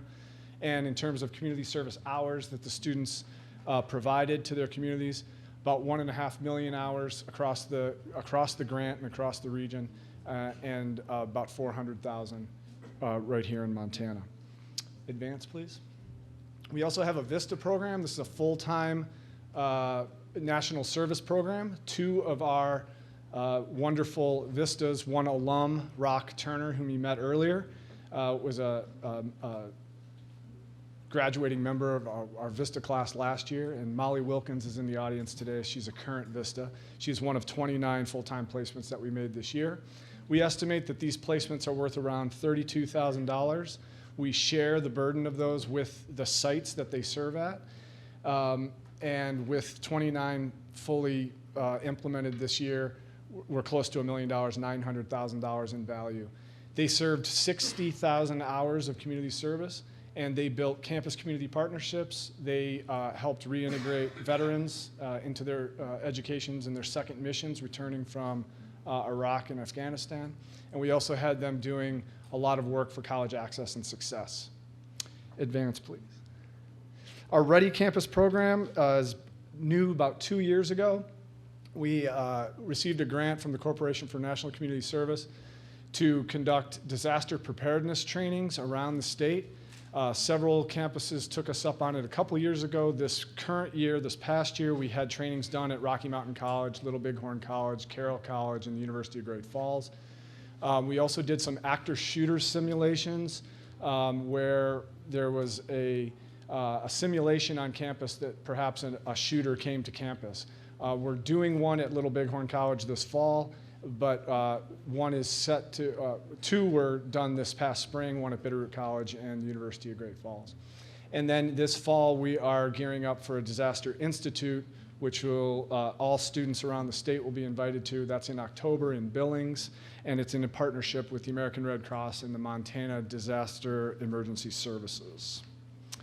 Advance, please. This past January, we implemented MLK Day Read for Peace. 14 communities participated around the state. We had 200 volunteers, most of whom were students, college students. And they read stories about peace, MLK, and civil rights to almost 5,000 school-age children around the state. We were really proud of this program. It was started by a VISTA member of ours who is currently our VISTA program manager. He graduated, served 2 terms as a VISTA, and now he is our VISTA program manager. That program was started by him, and it has continued for the past 5 years, and we hope to continue it into the future. Advance, please. This past fall, many of you know that we recognized 10 outstanding athletes from around Montana, various institutions, and the Montana Athletes in Service Award. We presented that at Bozeman at the Bobcat Grizzly football game. That award alternates between Missoula and Bozeman each year. We figure it's the largest stage in the state and choose it to recognize our students. You'll see up on the screen Taylor Cummings from MSU Northern, Louis Polkow from MSU Billings, Brian Labby from Montana Western, Haley Gallego from Dawson Community College, Connor Hassauer from Carroll College, Jade Hare from Rocky Mountain College, Kelsey DeWitt from Montana Tech, Andy Austin from Montana State, Eva Green from Salish Kootenai College, and Jordan Sullivan from the University of Montana. So I want to recognize them one more time, and we'll be doing this award again in the fall. Advance, please. And just recently, these students, these 8 fantastic Montana students, were recognized nationally. They are 8 of 197 outstanding civically engaged students from around the country that were recognized nationally as Newman Civic Fellows. And they are William Coles from Montana State, Maddie Walton from MSU Billings, Alyssa Dowling from Carroll College, Justin Marks from Helena College, Ryan Pitts from Flathead Valley Community College, Mara Menahan from the University of Montana, Chad Ledbetter from Great Falls College, and Jessica Lammy from Montana Western. And advance, please. We also have several campuses that have applied for and will likely receive the Carnegie Community Engagement Classification. That is a national classification. We had several campuses come forward and apply for that. Those announcements have not been made as of today. We also had several campuses apply for President Obama's President Higher Education Community Service Honor Roll. We had 2 campuses recognized last year, 4 the year before, and these have not been announced yet. The applications were due in April, and we've got our fingers crossed, and we hope that several Montana campuses are recognized in that. We've just launched and hired a new coordinator for our Campus Election Engagement Project, which will continue through this December. This project is to engage students in the political process and get them registered to vote and get their fellow students registered to vote and then get out the vote in November. This project was quite successful for us in 2008 and in 2012. We wanted to try it in an off-year, non-presidential year election, and we hope to have great outcomes. We've just hired, as I mentioned, we've just hired a coordinator for that. And then lastly, we just announced in partnership with the Students Assistance Foundation and the Governor's Office for Community Service, the Montana Campus Compact co-sponsors the You Serve Montana Scholarships. 100 high school graduates around the state of Montana have received $1,000 scholarships to attend a Montana Campus Compact institution in the fall. They have committed to those institutions, and they were recognized for their outstanding community service in high school, and we look forward to seeing them enter college in the fall. And I'm happy to answer any questions that you have. Are there any questions? Yes, Regent Tuss. I just want to say thanks. This is important. This is important stuff, and the way that this has blossomed statewide, I'm not sure I would have guessed it, but congratulations. Thank you for doing what you're doing. Thank you. Thank you very much. Yes, Dr. McGovern, I wanted to also thank you as well. Pulling together this many campuses and the diversity that you've been able to pull together has really been amazing. It's not an easy feat to do, and to have such great outcomes from all of this and the impact that you've had. So thank you so much for all the work that you've done, and we will greatly miss your continued work here, but we wish you well. Thank you very much. Any other questions? Yes, President Cruzado. I just wanted to say that on behalf of the 4 campuses of Montana State University, I too want to say thank you. You have been instrumental in allowing us keeping the eye on the ball about the importance of service, and so much so that now it's even included in our strategic plan. So thank you so much, Dean. Great job. Thank you. Any other comments? Seeing none, thank you very much for your presentation. Thank you very much. Chairman Tuss, at this moment, our committee will stand adjourned until tomorrow morning. Perfect. Thank you very much, Regent Robinson. Prior to leaving the room and doing what we're doing tonight, we do have an additional presentation that I've been asked to put on the agenda. So at this point, I'd like to call up Asa Holman, the president of the Montana Associated Students, and his cohorts with that organization and student governments throughout the state of Montana to make a presentation. President Holman. Thank you, Mr. Chair. Again, members of the body, thank you for your time. I'll be brief. Every year, the Montana Associated Students give out an award its purpose is in its title. It's the Administrator of the Year Award. Last year it was given to Chancellor Limbaugh. We were very pleased with that. And this year, we're very pleased with the recipient as well. I will briefly tell you, the award stated on the award is for championing student issues, showing a willingness to include students in the decision-making process, and an excellence in understanding the concerns of the student body of the state of Montana. It's been a pleasure working with the recipient this year, and he will be missed. And to speak just very briefly on him, I'd like to introduce a student who's gotten to work with him considerably more than even I have, Seamus Manley, the outgoing Vice President of the Montana Associated Students. Thank you, Mr. Chair, members of the board. Thank you, and I will keep it very brief, I promise. But so often in public forums, we talk about problems and how to fix them. So it's honestly a pleasure for me to come forward today and have such a positive moment to present.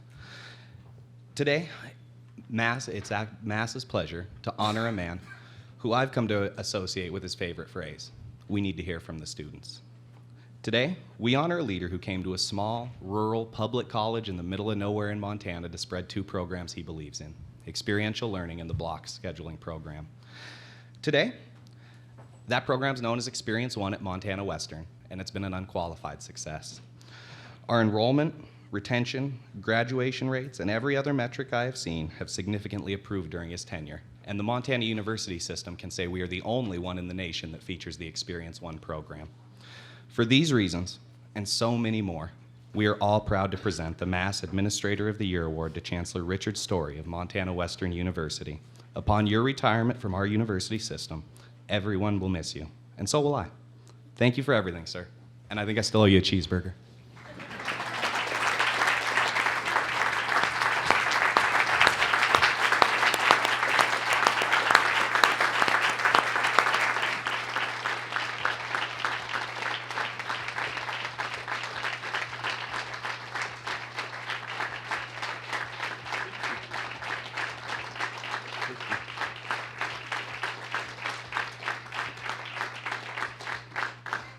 Well, this will surprise some of you, but I'm speechless.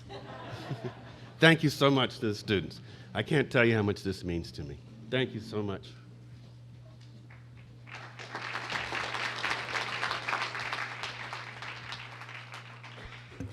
Chancellor Limbaugh, I think that you probably have an announcement about what's next. What's next is dinner and alcohol, okay? Was that too blunt? The open bar, for those of you who are age, I'm looking at you, Asa, so you can make sure your folks stay in line. The open bar is available up in the library. Dinner starts at approximately between 5:45 and 6, and there is a program tonight that Commissioner Christian will be presenting. For those of you who are interested in going on the tour, Dustin and Lindsay are in the back. Y'all wave right there. There are tour guides, and they'll be focusing on our Applied Technology building over on that side of the campus, and there's a special interest in our Bioenergy Research Center. So as soon as you're done with that tour, they will lead you back to the library. And the program says light dinner. We don't do light dinner in Havre. It's dinner, okay? So thank you, and we'll see you all up at the library. Just follow the hill walk and go to your left. We stand in recess.